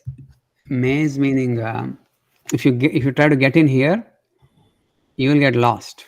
And it's very, very harsh. It's very cold and it's very high, and then nothing grows there. There's no grass or anything. There's no trees. There's no food for you. And even in modern times, even like 100 years ago, in the American West, they could not find the passes to create roads. They had to ask the Native Americans who knew the passes. So discovering passes Native Americans, Indians. Now I'm talking about Americans in the US when they created the highway system. Okay. So you can't just travel across a mountain range. It's a maze. You see a mountain, you try to go around it, there's more mountains. You try to go around it, there's more mountains. And this is lakhs of square kilometers of mountains. So you cannot just walk across it like you're walking across like Punjab or any of these plains. It's just not possible. Okay. And you cannot ride chariots or ride horses. Horses can go on mountains, but it's because of the harshness, this is not practical. And in many places you can't go without oxygen also. So I don't think that anybody came across the Hindu Kush. I think what happened is they went around the Hindu Kush. So you follow the Kabul River, it just leads you out here, and you go around it like that. Okay. So you can go around the Hindu Kush. And if you see all the Indus sites and the Indus peripheral sites, they're along this route. So they can come back. If there are all these sites, they can trade with the sites and they can discover this route back, but they cannot just walk across the Hindu Kush. That's not possible. I mean, even now it's very hard. Even now with all the roads and SUVs, well, now you can of course go, but it's very like without the modern roads, it's just not possible. Yeah, one more question. Since you moved with the map, the IVC is very vast, and we can see around more than 50 lakh people. I mean, 5 million people. Yeah. In that at the time, and over 1,000 years of span. But when compared with the Egypt or Mesopotamia, there is very little writing seals or whatever inscriptions. Yeah. Like 4,000 plus seals are very small when compared with the population size of the IVC. What may be the cause for that? So writing, people wrote in all kinds of cultures, and if they wrote on perishable materials, it didn't survive. So if you look at the Indus script signs, you see signs of cursive development, okay, which means they were writing on soft materials. And the things they wrote on soft materials, your birch bark, they have like 100, 200 years life. If they wrote it on cloth and all, it's gone. So the only reason you have scripts, you have materials on perishable materials, you have it in very few places where it's very dry. It's a desert. So like you have in South Sudan and some of these other places. If you wrote it on clay and baked the clay, like in Mesopotamia, then yeah, it will last. So in Indus script, in Indus Valley, most of the writing must have been on soft materials. And the things they put it on hard materials, they survive. That's why you have the steatite seals. Yeah, my questions are almost coming to an end. Do you think AI models can help progress better in understanding the IV script or understanding our Yeah. history better? So AI, it depends on what data you train it with, and there is not a lot of AI, not a lot of Indus script data to train it with. So what can you do? You can probably give it some values of the signs, and you can give it the inscriptions. It may be able to translate it for you. So I don't know what more it could give you. So AI, you have to understand, is just like autocomplete. It tells you what could be an answer, but it is not a magic machine that extracts truth out of the universe. So of course, this is a fast developing area, and in 4 or 5 years, who knows, or even 2 years, who knows, some it may be able to do magic. So I don't really know.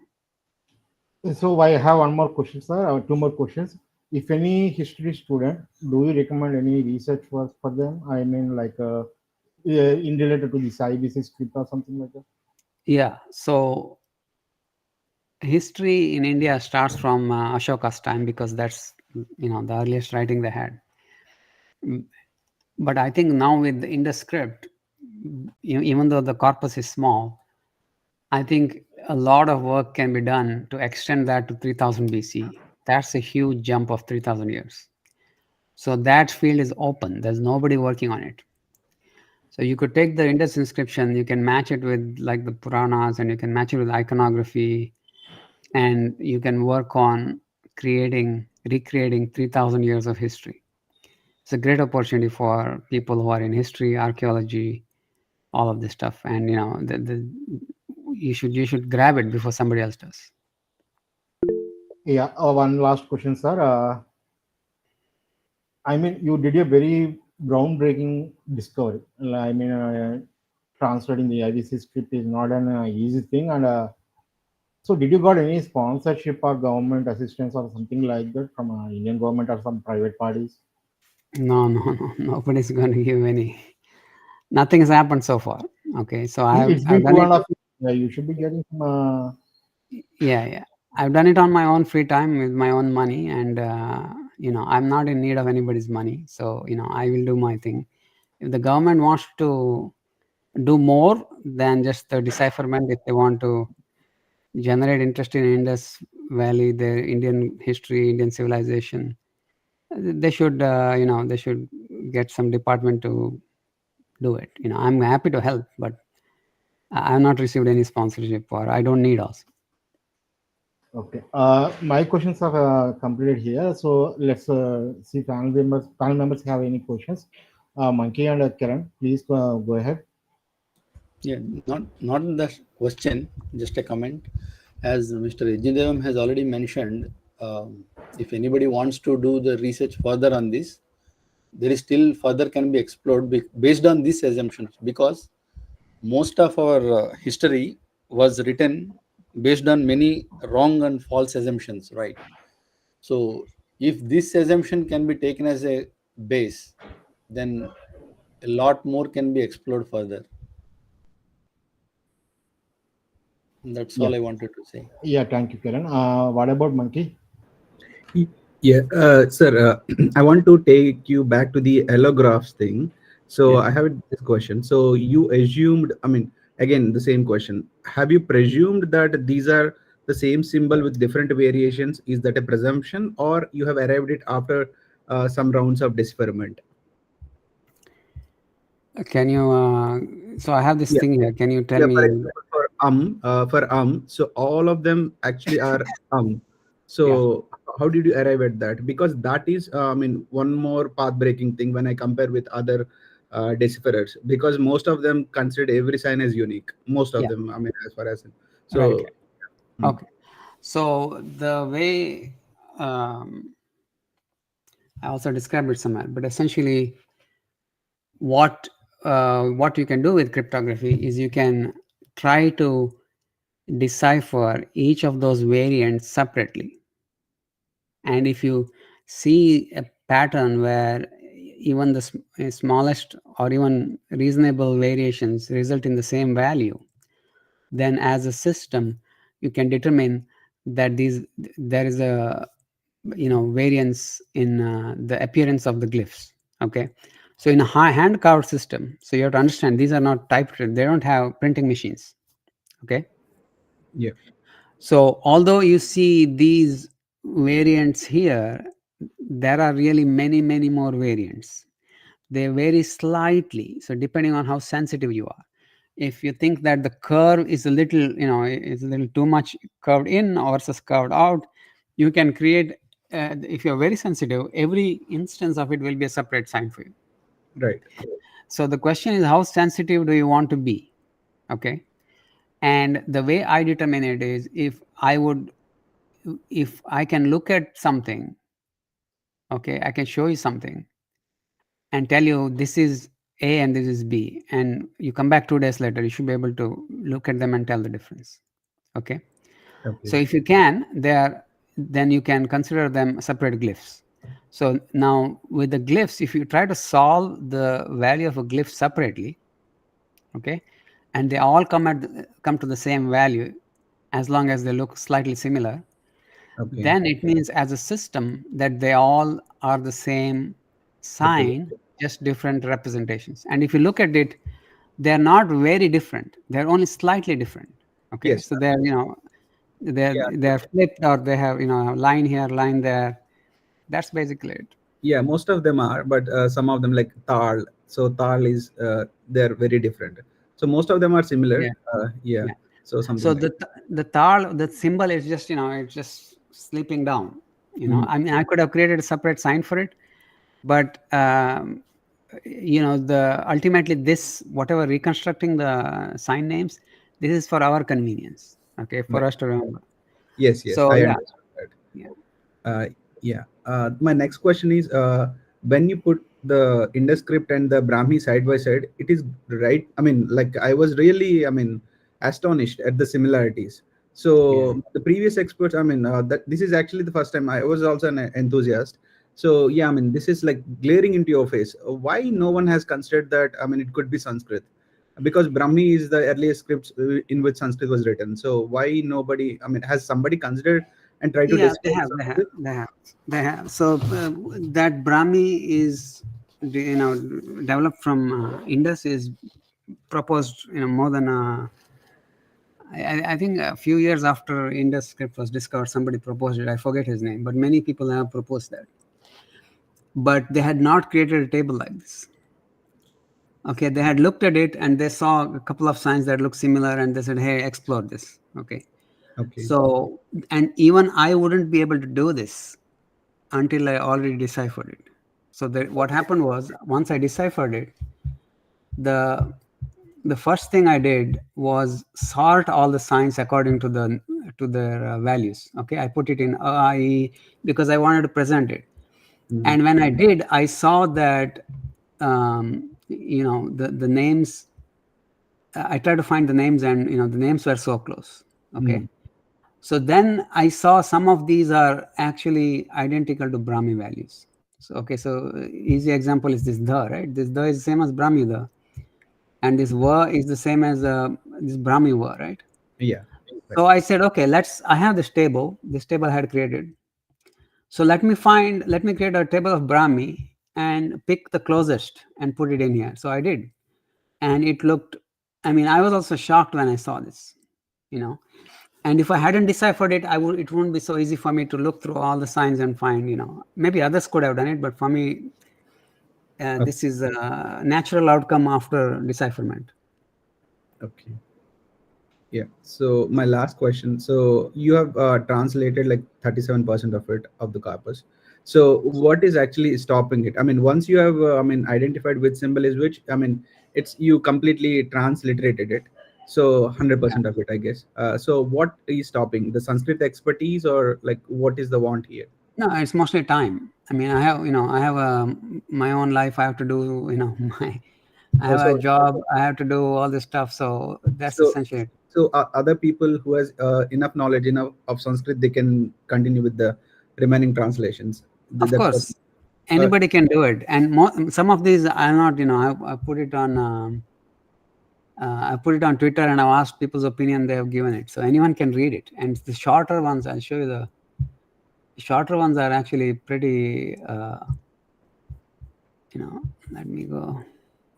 So Monier Williams is the base, corpus, Sanskrit corpus you are taking from where you are translating. Or you are enhancing with your own knowledge of Sanskrit. So like for someone like me who isn't not much into the Sanskrit, so how do I start? I'm interested. I was following, I have been following you on the Twitter for long, probably. Yeah. So So let me give an example of how you would read this. I'm giving a short ones because it's easy. Okay. Now here, for example, you see Asmi. You see this? This is auto-generated. Okay. Asmi is a Sanskrit word, means I exist. Yes. Right. So this you can just write it as Asmi. Okay. And this is Shashaya or Sasya. Okay. So this is Anasa. So you can, the Shamana I have written it, but you can read it as Shamana, right? So you can just read it, and you can look up the dictionary to see what the meaning is. In fact, what you can do is you can read through the existing inscriptions here and get familiar with the words they use. So then you can just assign it. Okay, so that is. But the long inscriptions are done. The hard ones are done. So the short ones, I think anyone can do. Okay. And when I get time, I will keep working on it. So if nobody else picks it up, it should be still done in a few months, like 3-4 months. It should be done. Okay. Yeah. So is the transliteration completed 100%? Means transliteration. Yeah, transliteration is completed. Yeah, that's machine generated. Because each sign has a value, so I just substitute the value. That's it. So in case in future, if there is any new seal coming up, we can just simply get it done, right? Yeah, any future seal. In fact, a lot of the seals, some of the seals were discovered in Dholavira after my inscription decipherment was complete. Oh, okay. So they fell into your corpus? Of course. Oh, yeah, that's nice. That's promising. Yeah, I said my last question, but like probably the lastest. So what worldview has changed about the IVC after your discovery? Yours is path-breaking. You know it also. So, if it's accepted in the academic circles, like maybe a few years from now, let's hope. So what worldview has changed of IVC people? So for me, before I started this decipherment, I was under the impression that the script would be some kind of, Indo-Iranian or some kind of early Sanskrit, something I didn't actually know. So after I read it, I'm of the opinion that it's after Vedics. There are some Vedic forms, but it's definitely the concepts, all the. So that is one. The other is the idea of continuity has been strengthened. I think pretty much now anyone who's heard of the decipherment is pretty confident that the civilization is unbroken. It's unbroken from the scratch. Okay. So though these I think are the major change in viewpoint of the people. Yeah, since we are talking about some viewpoints, why you published the paper 2 years ago? Why the academia didn't consider your paper? They seem to keep silent in your paper. They are not either refuting or not accepting. Why is that? Okay, I cannot guess their mind, but I'll tell you what I've come across. So it's on academia where there are a lot of scholars, and all the people who are. So when someone reads it on academia, I get a notification, and all the big names in the Indus script space have read it, and whenever I publish an update, they read it. Okay, so if they could refute it, I think they would have, because they have refuted other papers before, other decipherments before.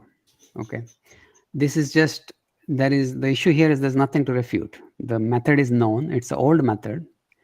It's a foundational method, principle of information theory, and there is nothing, in this. There's nothing surprising in the inscriptions. They're similar to Gupta inscriptions. So what is it they're going to object to? They can say that you did the thing wrong. It's like everything is correct, but your values are wrong because you made these mistakes in step 3 and step 5. Well, then they should be able to find it. So they're silent because they don't want to bring attention to this. If they can endorse it or they can refute it. No one has refuted it. And endorsement is also very difficult, because I'll tell you why. This Indus script is a kind of there has been so many decipherments that people don't want to endorse, and then someone else falsifies it, and these people feel foolish. Okay, so that is why it's quiet, and it's very normal for decipherments to not get any recognition for many, many years.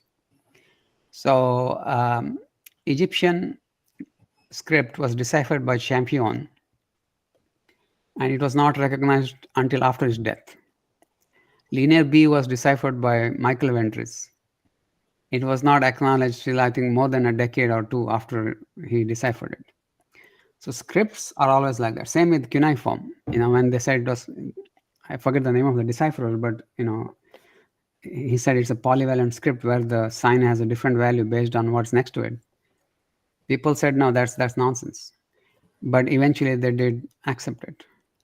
So scripts are always going to get a lot of resistance when someone claims a decipherment. So I'm not expecting everyone tomorrow to say, Yajnadevam is right. My God, this is awesome. But the proof of the pudding is in the eating. So the fact that you can read the whole corpus meaningfully and grammatically is sufficient for most people. It should be sufficient.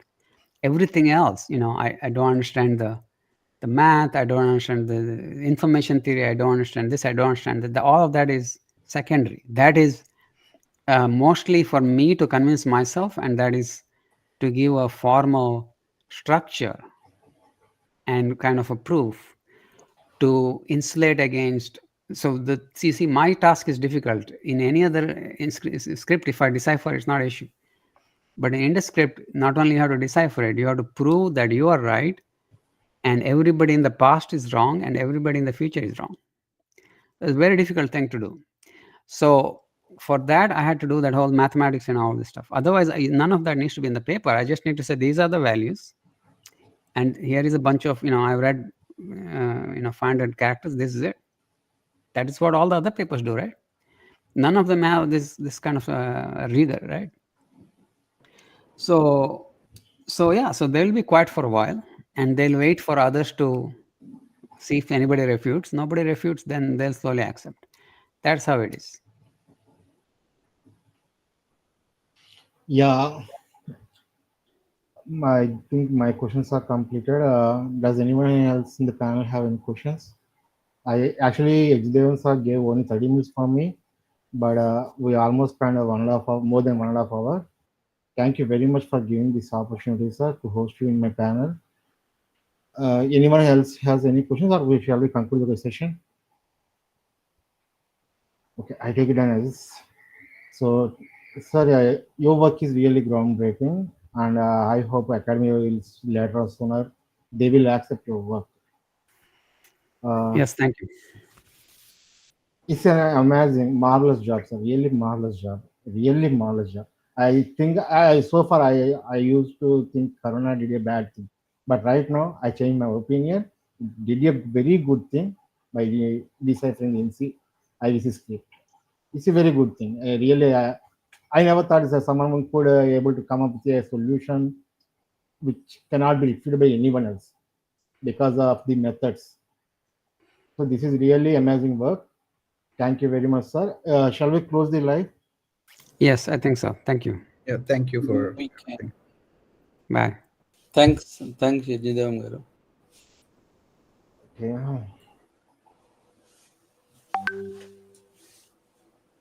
Kiran గారు మన channels live close చేసేద్దాం ఇంకా, లేదా నన్ను audience తీసుకుంటాను. నేను యజ్ఞదేవ్ గారి ఛానల్లో అయితే ఎండ్ చేస్తాను లైవ్ని. ఆయన దాంట్లో ఎండ్ చేశారు కదా, సో మనం తెలుగులో మాట్లాడచ్చు. ఇప్పుడు ఏమన్నా మీరు ప్రిసైజ్గా షార్ట్ ఫామ్లో ఆయన చెప్పిన దాన్ని కొంచెం ఒక 10 minutes పాటు ఎక్స్ప్లెయిన్ చేస్తే జనాలకి మనం ఇప్పటివరకు ఏం మాట్లాడుకున్నామో అర్థమవుతుంది. మీరు అప్పుడు Q&A సెషన్ జనాలకి ఇవ్వచ్చు. మేబీ ఓపెన్ లింక్ ఇచ్చేస్తే బెటర్. నాకు తెలిసి తెలుగు వాళ్ళు ఎవరు చూడరు, ఇంగ్లీష్ చూసే వాళ్ళకి మనం వెళ్ళి ఎక్స్ప్లెయిన్ చేయాలంటారా? అవసరం లేదు, నేను చెప్పేది మన వాళ్ళకి. నా ముందు వెళ్తే ఫస్ట్ లక్ష్మి గారికి, అలాగే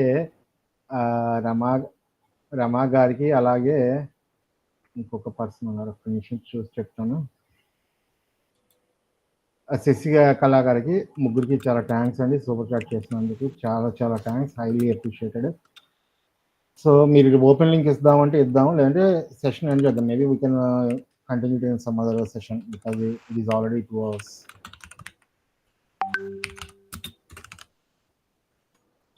ఇవ్వండి, ఇంట్రెస్ట్ ఉంటారేమో కొంతమంది. డాక్టర్ గారు, కాపర్ గారు, మీరు అసలు మాట్లాడలేదు. సమ్మరైజ్ చేయమంటే హైందర్ గారు సమ్మరైజ్ చేద్దాం అంటే చేద్దాం. అంటే ఇప్పుడు డాక్టర్ గారు కానీ సమ్మరైజ్ చేయండి థింకింగ్ మంకీ గారు. ఎవరైనా చేస్తారంటే నేను ఊరుకుంటాను, లేదంటే నేను చేస్తాను. అంటే ఆయన ఏం చెప్పారు మీరు చేయండి.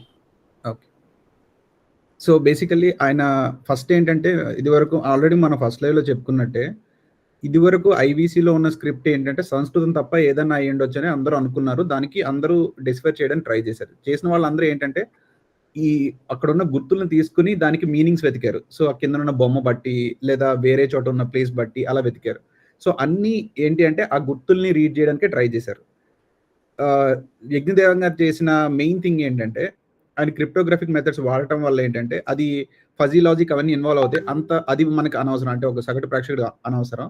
కానీ దానివల్ల మనకు తెలిసేది ఏంటి అంటే, పక్క పక్కనే 3 సేమ్ లెటర్స్ వస్తే, అవి ఖచ్చితంగా 3 సేమ్ సింబల్స్ వస్తే సాధారణంగా అది ఒక పదం అవ్వడానికి అవకాశం తక్కువ. అంటే ఫర్ ఎగ్జాంపుల్ యూ సింబల్స్ 3 సార్లు వచ్చాయి అనుకోండి, ఆ యూ అనేది లెటర్సే మన తెలుగులో అయితే పద పద పద అని వస్తుంది కదా. సో బట్ దానికి పెద్ద మీనింగ్ ఏమి ఉండదు. కానీ ఆ 3 మాత్రం పదాలు కావు, కేవలం అక్షరాలు మాత్రమే అని అనుకుంటే, సంస్కృతంలో ఇప్పుడు అనన, కనన లేదా కాను అలా. సో బేసికలీ సంస్కృతానికి అయితే మోర్ ఫిట్ అవుతుంది. ఆ విధంగానే ఆయన యు అనే సింబల్ అన్ అనే సింబల్ అనే అక్షరం అవుతుందని అనుకున్నారు.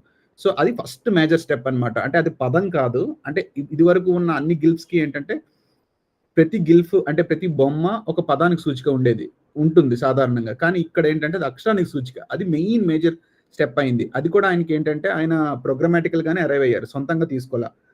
తర్వాత అర్థం చేసుకున్నారు. సో ఆ విధంగా ఒకటి. నెక్స్ట్ ఇంకోటి ఏంటంటే ద్రవిడియన్ లాంగ్వేజ్ అప్లై చేసిన ద్విత్వాక్షరాలు, సంయుక్తాక్షరాలు వీటి దగ్గర ప్రాబ్లం వస్తుందన్నమాట. సో ఓల్డ్ తమిళ్ ఇప్పుడు అంత అవైలబుల్లో లేదు. సో తమిళ్ తీసుకున్నా లేకపోతే వేరే తీసుకున్నా రావట్లా. సంస్కృతానికే మళ్ళీ సూట్ అవుతుంది. ఎందుకంటే మీకు ద్విత్వాక్షరాలు, సంయుక్తాక్షరాలు సంస్కృతం చాలా ఉంటాయి. అంటే ఇప్పుడు నమః ప్లస్ శివాయ కాస్త నమః శివాయ అయిపోద్ది, సా కింద సా అయిపోతుంది అది. సో అలాంటిది సంస్కృతంలోనే ఉంది. సో అది కూడా సంస్కృతం అనే చెప్తోంది. సో అలా ఆయన ఏం చేశారంటే ఒక్కొక్క సింబల్ కి నెక్స్ట్ ఇంకొక మేజర్ స్టెప్ ఆయన చేసింది ఏంటంటే, ఒకేలాగే ఉండే సింబల్స్ ని వేరే కాదు, అవి ఒకే సింబల్ రాసేటప్పుడు కొంచెం ప్రాబ్లం వచ్చింది అని అనుకున్నారు. అలా అనుకుని కొన్ని పెట్టుకున్నారు. దానికి కూడా మ్యాథమెటికల్ బేసిస్ ఉంది. బట్ ఆయన అరేంజ్ చేశారు ఒక పర్టికులర్ సెట్ లో, దానికి కూడా మ్యాథమెటికల్ బేసిస్ ఉంది. సో దానివల్ల ఏమైందంటే ఆయనకి సుమారుగా 400 ఎన్నో సింబల్స్ ఉన్నాయి. హైందవుడు గారు కరెక్ట్ చేయాలి, ఆయనకి కరెక్ట్ గా తెలుసు నెంబర్. సో అవన్నీ కాస్త 72 కుదించిపోయాయి. సో ఈ 72 కుదించిపోయేసరికి ఏమైందంటే, గిల్ఫిక్ బిహేవియర్ అయితే ఏంటంటే కొన్ని వేల సింబల్స్ ఉండాలి మొత్తం భాషను రిప్రజెంట్ చేయాలంటే. కానీ 72 మాత్రమే అంటే ఇది ఇవి గిల్ఫిక్ కాదు, ఇవి అక్షరాలు మాత్రమే అనుకున్నారు. ఎప్పుడైతే ఆయన అక్షరాలను డిసైడ్ అయిపోయారో, సంస్కృతానికి మ్యాచ్ అయిందని డిసైడ్ అయిపోయారో. హైందవుడు గారు గిల్ఫిక్ అంటే ఏం లేదండి, జస్ట్ ఒక బొమ్మ గీసి, ఇప్పుడు మనిషి పరిగెడుతున్నాడు అంటానికి పరిగెత్తే మనిషి బొమ్మ గీసి ఆ బొమ్మ కింద రాయటం అనమాట. సో అలా ఉంటే మనకి 400-500 సింబల్స్ కావాలి. అదే మీకు మామూలుగా రాసుకుంటూ పోవటానికైతే అన్నక్కర్లేదు. ఇప్పుడు మనకి తెలుగులో 53 అక్షరాలు ఉన్నట్టు, ఇంగ్లీష్లో 26 ఉన్నట్టు. కంటిన్యూ చేయండి సార్. రైట్. సో ఎప్పుడైతే అక్షరాలను తెలిసాయో, ఆయన అక్షరాలన్నీ పేర్చుకున్న తర్వాత ఏమైందంటే, మొత్తం ఉన్న సింబల్స్ అన్నిటినీ ఆయన అక్షరాల్లోకి మార్చారు. ఈ అక్షరాల్లోకి మార్చేసిన తర్వాత ఆయన కంపేర్ చేసుకుంటే, ఆయన ఇంకోటి కూడా చెప్పారు. ధోలావీరాలో రీసెంట్ గా ఫైండ్ అవుట్ చేసింది, ధోలావీరాలో సెనాలిలోను రీసెంట్ గా ఫైండ్ అవుట్ చేసిన సింబల్ కూడా ఆయన పెట్టుకున్న కార్పస్ లోనే దొరికింది. అంటే ఒకసారి మన అన్ని అక్షరాలను రాసుకున్న తర్వాత ఎవరు ఏం రాసింది దొరికినా మనకు అందులోనే పడుతుంది. సో అలా జరిగింది. సో ఆయన ఇప్పుడు ఏం చేశారంటే, మొత్తం దీన్ని సంస్కృతిలో ఉన్న డిక్షనరీ కావాలి మనకి, ఎందుకంటే సంస్కృతంలో రూట్ వర్డ్స్ చాలా ఎక్కువ ఉంటాయి. అంటే ఇప్పుడు రవ అనే దానికి 2-3 మీనింగ్స్ ఉంటాయి. అంటే వెలిగేదని ఉంటుంది, లేకపోతే దహించేదని ఉంటుంది. సో వీటికి ఏంటంటే ఆయన ప్రస్తుతానికైతే మోనియర్ విలియమ్స్ డిక్షనరీ తీసుకున్నారు. ప్లస్ ఆయనకి తెలిసిన నాలెడ్జ్ నిరుక్తం, నిన్న మనం చెప్పినట్టున్నారు ధర్మ గారు. సో నిరుక్తం కూడా యూజ్ చేసుకొని, నిరుక్తంలో ఏంటంటే ఒక్కొక్క రూట్ వర్డ్కి ఉన్న సెవెరల్ మీనింగ్స్ తెలుస్తాయి. సో ఇలా ఉంచుకొని వెళ్ళారు. ఇంకొకటి ఏంటంటే వీళ్ళు అప్రోచ్ కూడా ఒక మంచి అప్రోచ్ తీసుకున్నారు. ఏంటి అంటే ముందు లాంగెస్ట్ సింబల్ మనం కరెక్ట్గా ట్రాన్స్లేట్ చేయగలిగాం అనుకోండి. ఎందుకంటే చిన్న చిన్న సింబల్స్కి 2 అక్షరాలు ఉన్నాయనుకోండి, దానికి ఏదన్నా మీనింగ్ చెప్పొచ్చు. అంటే పదానన్నా చెప్పొచ్చు, రమానన్నా చెప్పొచ్చు. సో కాబట్టి పదాన రమానాన్ని కొట్టుకుంటే అంటే ఇంకా మరి దానికి ఎక్కడికి తేలం. కానీ మనం పెద్ద లైన్ ఉందనుకోండి, ఒక 3-4 లైన్ల కథ ఉందనుకోండి, ఆ 3-4 లైన్ కథని కానీ కరెక్ట్గా మనం చేయగలిగితే అందులో వచ్చే ప్రతి 2 అక్షరాల పదాలు 3 అక్షరాల పదాలు చాలా ఈజీగా చేసుకుంటూ పోవచ్చు. అంటే ఇంకా దాని మీద కన్ఫ్యూజన్ ఉండదు. వీళ్ళు చేసింది కూడా అదే. లాంగెస్ట్ ఇన్స్క్రిప్షన్స్ 27 లెటర్స్ ఎంత ఉన్నట్టున్నాయి. హైందవ్ గారు కరెక్ట్ చేయండి మళ్ళీ. సో 27 లెటర్స్ ఎన్నో ఉన్నాయి. 34 36. ఆ లాంగెస్ట్ ఉన్నవి వీళ్ళు ఫస్ట్ చేసుకుంటూ వచ్చారు. ఆ చేసుకుంటూ వస్తే వీళ్ళకి ఏంటంటే ఆస్టానిషింగ్ గా అంతా చాలా క్లియర్ గా తెలిసిపోతుంది. అంతా సంస్కృతంలో ఫిట్ అయిపోతుంది. ప్రతి దానికి మీనింగ్ వచ్చేస్తుంది. సో వీళ్ళు పెద్దగా ఏం చేయకుండానే, సో అలా ఆయన సొంత టైంలో ఆయన చేసుకుంటే ఇప్పటికి 37% చేశారు. అది కూడా పైనుంచి కిందకి చేసుకుంటూ వచ్చారు. అంటే లాంగెస్ట్ నుంచి షార్టెస్ట్ కి. సో ఇంకా ఆల్మోస్ట్ 60% ఉంది. ఆ లాంగెస్ట్ చూసుకుంటే షార్టెస్ట్ కూడా తెలిసిపోతాయి. ఎందుకంటే ఆల్మోస్ట్ ప్రతి పదం, ప్రతి అక్షరం ఈ పాటికి ఆల్రెడీ వచ్చేసి ఉంటుంది. సో ఆయన ఏమంటారంటే ఆయన ప్రస్తుతానికైతే సాలిడ్ గా, కాన్ఫిడెంట్ గా మ్యాథమెటికల్ బేసిస్ తో కూర్చున్నారు. నేను ఇది చేసిన ట్రాన్స్లేషన్ అని. ఇప్పుడు ఎవరైనా ఆయన రెఫ్యూట్ చేయాలంటే దాన్ని ఆ మ్యాథమెటికల్ దీనిలో కానీ మరోడు కానీ చేయాలి. కానీ రోజెట్టా స్టోన్ లాంటిది లేదు. అంటే మనకి ఒక శాసనం లాంటిది ఏది లేదు కాబట్టి ఆ విధంగా చేయలేం కాబట్టి ఇంకేదో విధంగానే చేయాలి. అది చేయాలంటే కొంచెం తెలివితేటలు కూడా ఉండాలి. అంటే రిఫ్యూజ్ చేయాలంటే. కానీ ఆయన మెథడ్ ఫాలో అవ్వడానికి మనకి పెద్ద అంటే కాంప్లెక్సిటీ ఏం లేదు. ఎందుకంటే ఆ కంప్యూటర్ ప్రోగ్రామింగ్ కాంప్లెక్సిటీస్ లేదా క్రిప్టోగ్రఫిక్ కాంప్లెక్సిటీస్ ఏవి మనకు అవసరం లేదు. ప్రతి అక్షరానికి, ప్రతి సింబల్కి అక్షరం ఉంది. సో మనకు తెలియాల్సిందల్లా సంస్కృత నాలెడ్జ్. దాంతో ఆయన సైట్లోకి వెళ్ళి మిగిలిన కార్పస్ అంతా మనం ట్రాన్స్లేట్ చేసుకోవచ్చు. సో ఇది ప్రస్తుతానికి. ఆయన ప్రస్తుతానికైతే అకాడమిక్ సర్కిల్స్లో ఎవరు యాక్సెప్ట్ చేయలేదు, అలానే రెఫ్యూట్ కూడా చేయలేదు. సో ఇది ప్రస్తుతానికి స్టేటస్. మనం ఏం హోప్ చేస్తున్నాం అంటే ఇది కానీ సంస్కృత అయితే మనం ఎప్పటికీ అసలు సింధు నాగరికత అంతమే కాలేదు. ఆర్యులు ఎవరు వచ్చి వాళ్ళని చంపను లేదు. సింధు నాగరికత వాళ్ళ ఆర్యులను పిలుచుకుంటూ ఈ రోజుకి మనలా తయారయ్యారు. అంతే. అది.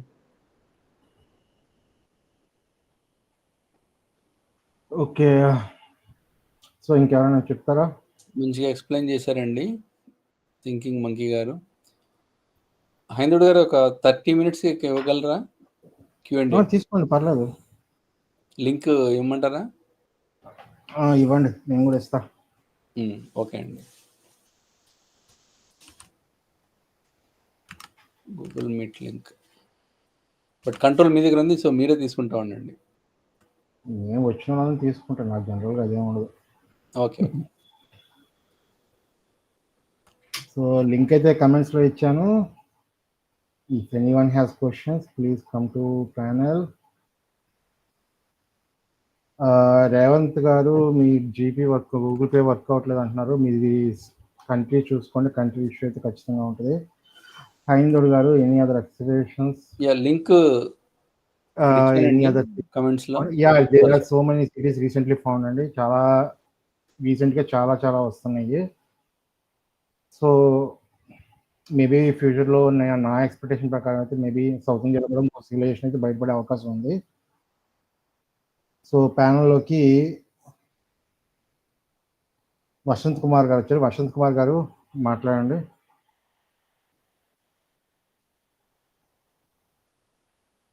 మ్యూట్లో ఉన్నారు వసంత్ కుమార్ గారు.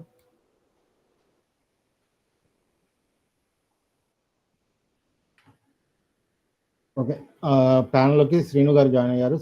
శ్రీని గారు ప్లీజ్ కెమెరా ఆఫ్ చేయండి. Please switch off your camera please.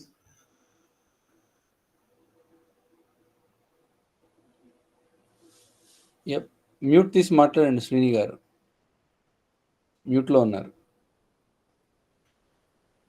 ప్యానల్లోకి Srini గారు ప్లీజ్ కెమెరా ఆఫ్ చేయండి ప్లీజ్.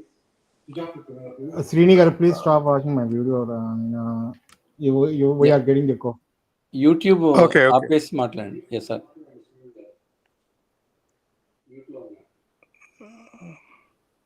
మాట్లాడండి, వినిపిస్తుంది. మీరు యూట్యూబ్ ఆఫ్ చేయాలండి. యూట్యూబ్ మాకే వినిపిస్తుంది మేము మాట్లాడింది. రిపీట్ అవుతుంది అక్కడ. ఓకే, కిరణ్ గారు నేను మాట్లాడచ్చా? మాట్లాడండి. So first of all thanks అండి అందరికి నాకు అలౌ చేసినందుకు. నేను ఒక ఏఐ డెవలపర్ని. మీకు ఎటువంటి నేను నాకు కంప్యూటర్ విజన్, ఎన్ఎల్పి, ఈ చాట్ బాట్స్ రిలేటెడ్ థింగ్స్ తెలుసా అండి. సో మీకు ఏమన్నా హెల్ప్ కావాలంటే ఎనీ అదర్ వే నేను హెల్ప్ చేస్తాను. దీంట్లో ఏమన్నా మనకి స్క్రిప్ట్ డికోడ్ చేయడంలో కానీ ఏదైనా టెక్నాలజీ యూజ్ చేద్దాం అనుకుంటుంది. టెలిగ్రామ్ ఇది తెలుసా అండి మీకు? మీరేనా ఇక్కడ మెసేజ్ పెట్టి మీకు ఇప్పుడే రిప్లై ఇవ్వబోతున్నాను. ఫేమస్ అని పెట్టారు, అది మీరేనా? ఎస్ నేనే అది. హైందవుడు గారి టెలిగ్రామ్ గ్రూప్ లింక్ ఇస్తాను మీకు, మీరు అందులో కాంటాక్ట్ చేయొచ్చండి. నేను ఆల్రెడీ పృథ్వీ గారు గ్రూప్ లో ఉన్నాను. అయితే ఓకేనండి, జస్ట్ అక్కడ పింక్ చేయండి అయితే మీరు. సరే కిరణ్ గారు. ఓకే సార్, ఓకేనండి, థ్యాంక్ యూ. హైందవుడు అని కూడా ఉంటుంది టెలిగ్రామ్ లో, హైందవుడు అని ఉంటుంది, ఆయన కూడా ఒకసారి మెసేజ్ పెట్టండి. షూర్ అండి, నేను ఇక్కడ లింక్ ఇస్తున్నానండి మీరు ఇచ్చిన మెసేజ్ కి. లేకపోతే ఇక్కడ గోపి గారు మొత్తం కంప్లీట్ గా ఒకసారి తెలుగులో చెప్పమని అడుగుతున్నారండి. Maybe in some other session నేను మొత్తం అంతా కంప్లీట్ గా కుదిరితే బ్రీఫ్ చేస్తానండి. ఇప్పుడైతే ఆల్రెడీ 2 hours అయిపోయింది కదా, ఇప్పుడు మళ్ళీ మొదలెడితే కొంచెం లెంతీ అయిపోతుంది. So please understand, don't mind. ప్యానల్లోకి రామకృష్ణ గారు వచ్చారు, మహర్షి గారు వచ్చారు, కోదండపాణి గారు వచ్చారు. సో ప్లీజ్ మాట్లాడండి. వసంత్ గారు మాట్లాడారు కదా, మాట్లాడితే అయిపోండి. మీరు మామూలుగా నాది టెలిగ్రామ్ సేమ్ హ్యాండిల్ అండి, మీరు అక్కడ నా మెసేజ్ చేయండి, మనం మాట్లాడదాం విషయం గురించి. ఓకే, షూర్ అండి, థ్యాంక్స్. అక్కడ చాట్ లో ఇచ్చానండి వసంత్ గారు. ఓకే కిరణ్ గారు, అది యాక్చువల్ గా ఓకే, అది సరిపోతుంది.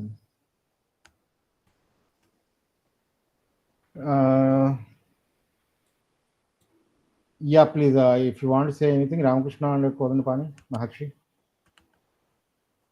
గారు ఏమైనా చెప్తారా? ఎలా అయింది?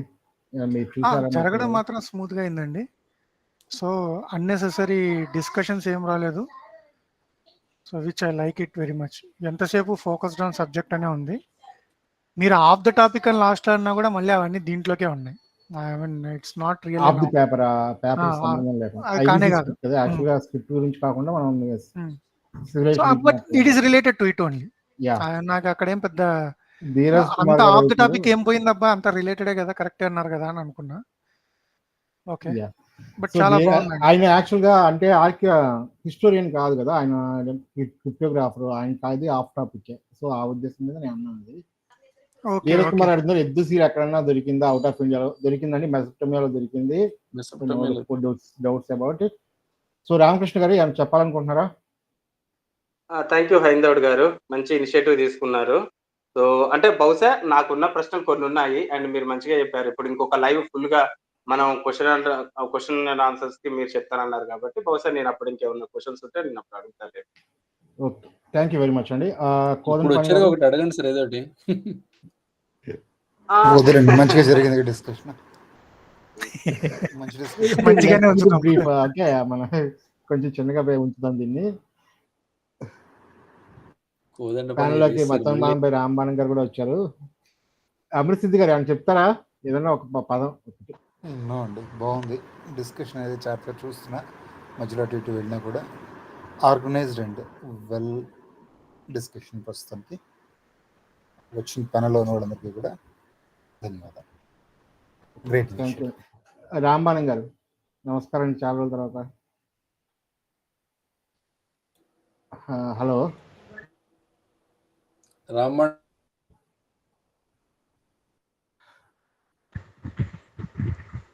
ఓకే, నమస్కారం అండి సార్. నేను యజ్ఞదేవం గారు ఉన్నారు కదా?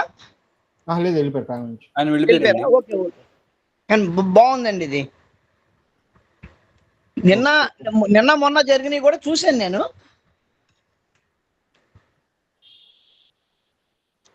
చెప్పండి.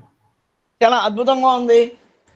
వాళ్ళు ఏదైనా మాట్లాడితే సంస్కృతం గురించి, దాని లిపు గురించి, సనాతన ధర్మం వయస్సు గురించి వాళ్ళు మాట్లాడుతుంటే రౌండ్ అబౌట్ అక్కడ అది ఉంది, ఇక్కడ ఇది ఉంది అని చెప్పుకునే వాళ్ళం. ఇప్పుడు ఏమీ లేదు, సింపుల్ గా IVC మాదే. నేను 30 minutes అడిగాను, ఆయన 30 minutes ఇచ్చారు నాకు. నేను అడిగాను కూడా ఎక్కువ టైం అడగలేదు, 30 minutes. నాకు కొన్ని క్వశ్చన్స్ అన్ని అడుగుతానని చెప్పాను, కానీ ఆయన ఆల్మోస్ట్ మనం అడిగిన ప్రతి క్వశ్చన్కి ఆన్సర్ చేసి దగ్గర దగ్గర 2 hours పాటు స్పెండ్ చేశారు. ఆయన నాకు 30 minutes ఇచ్చినా సరే 2 hours స్పెండ్ చేశారు. మొత్తం మనకున్న క్వశ్చన్స్ అన్ని కంప్లీట్గా ఎక్స్ప్లెయిన్ చేశారు. నాకున్న క్వశ్చన్స్ అయితే నాకు మ్యాక్సిమం క్లారిటీ వచ్చింది. సో ఇంకొకసారి రివ్యూ చేసుకుని మేబీ నేను కూడా అంటే నాకు ట్రాన్స్లేట్ నేర్చుకోవాలి, అది మాత్రం ట్రాన్స్లేట్ చేయాలంటే. మనం చెప్పినవి కూడా విన్నారు కదండి, మనం అడిగినవి చెప్పడమే కాదు, మనం చెప్పినవి కూడా విన్నారు, మన ఒపీనియన్స్ కూడా.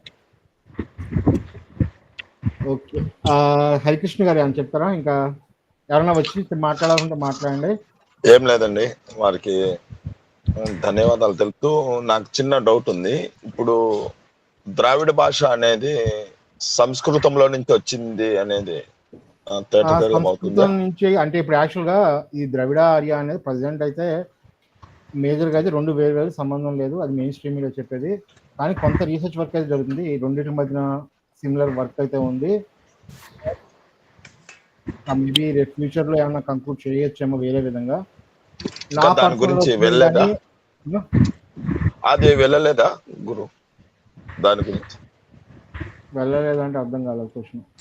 అంటే ఇప్పుడు ఆ లిపి ఉంది కదా, ఇప్పుడు భాషలో ద్రావిడ భాషలో రాసిన లిపికి సంస్కృతంలో మాట్లాడే ఏమంటారు భాషకి ఎక్కడ పొంతన ఉందే ఉండదా అనేసి. అది యాక్చువల్గా పన్నెండుకి అంటే పీరియడ్ అని చెప్పేసి చెప్పారు కదా, అదే అర్థం కాలేదు అందుకు.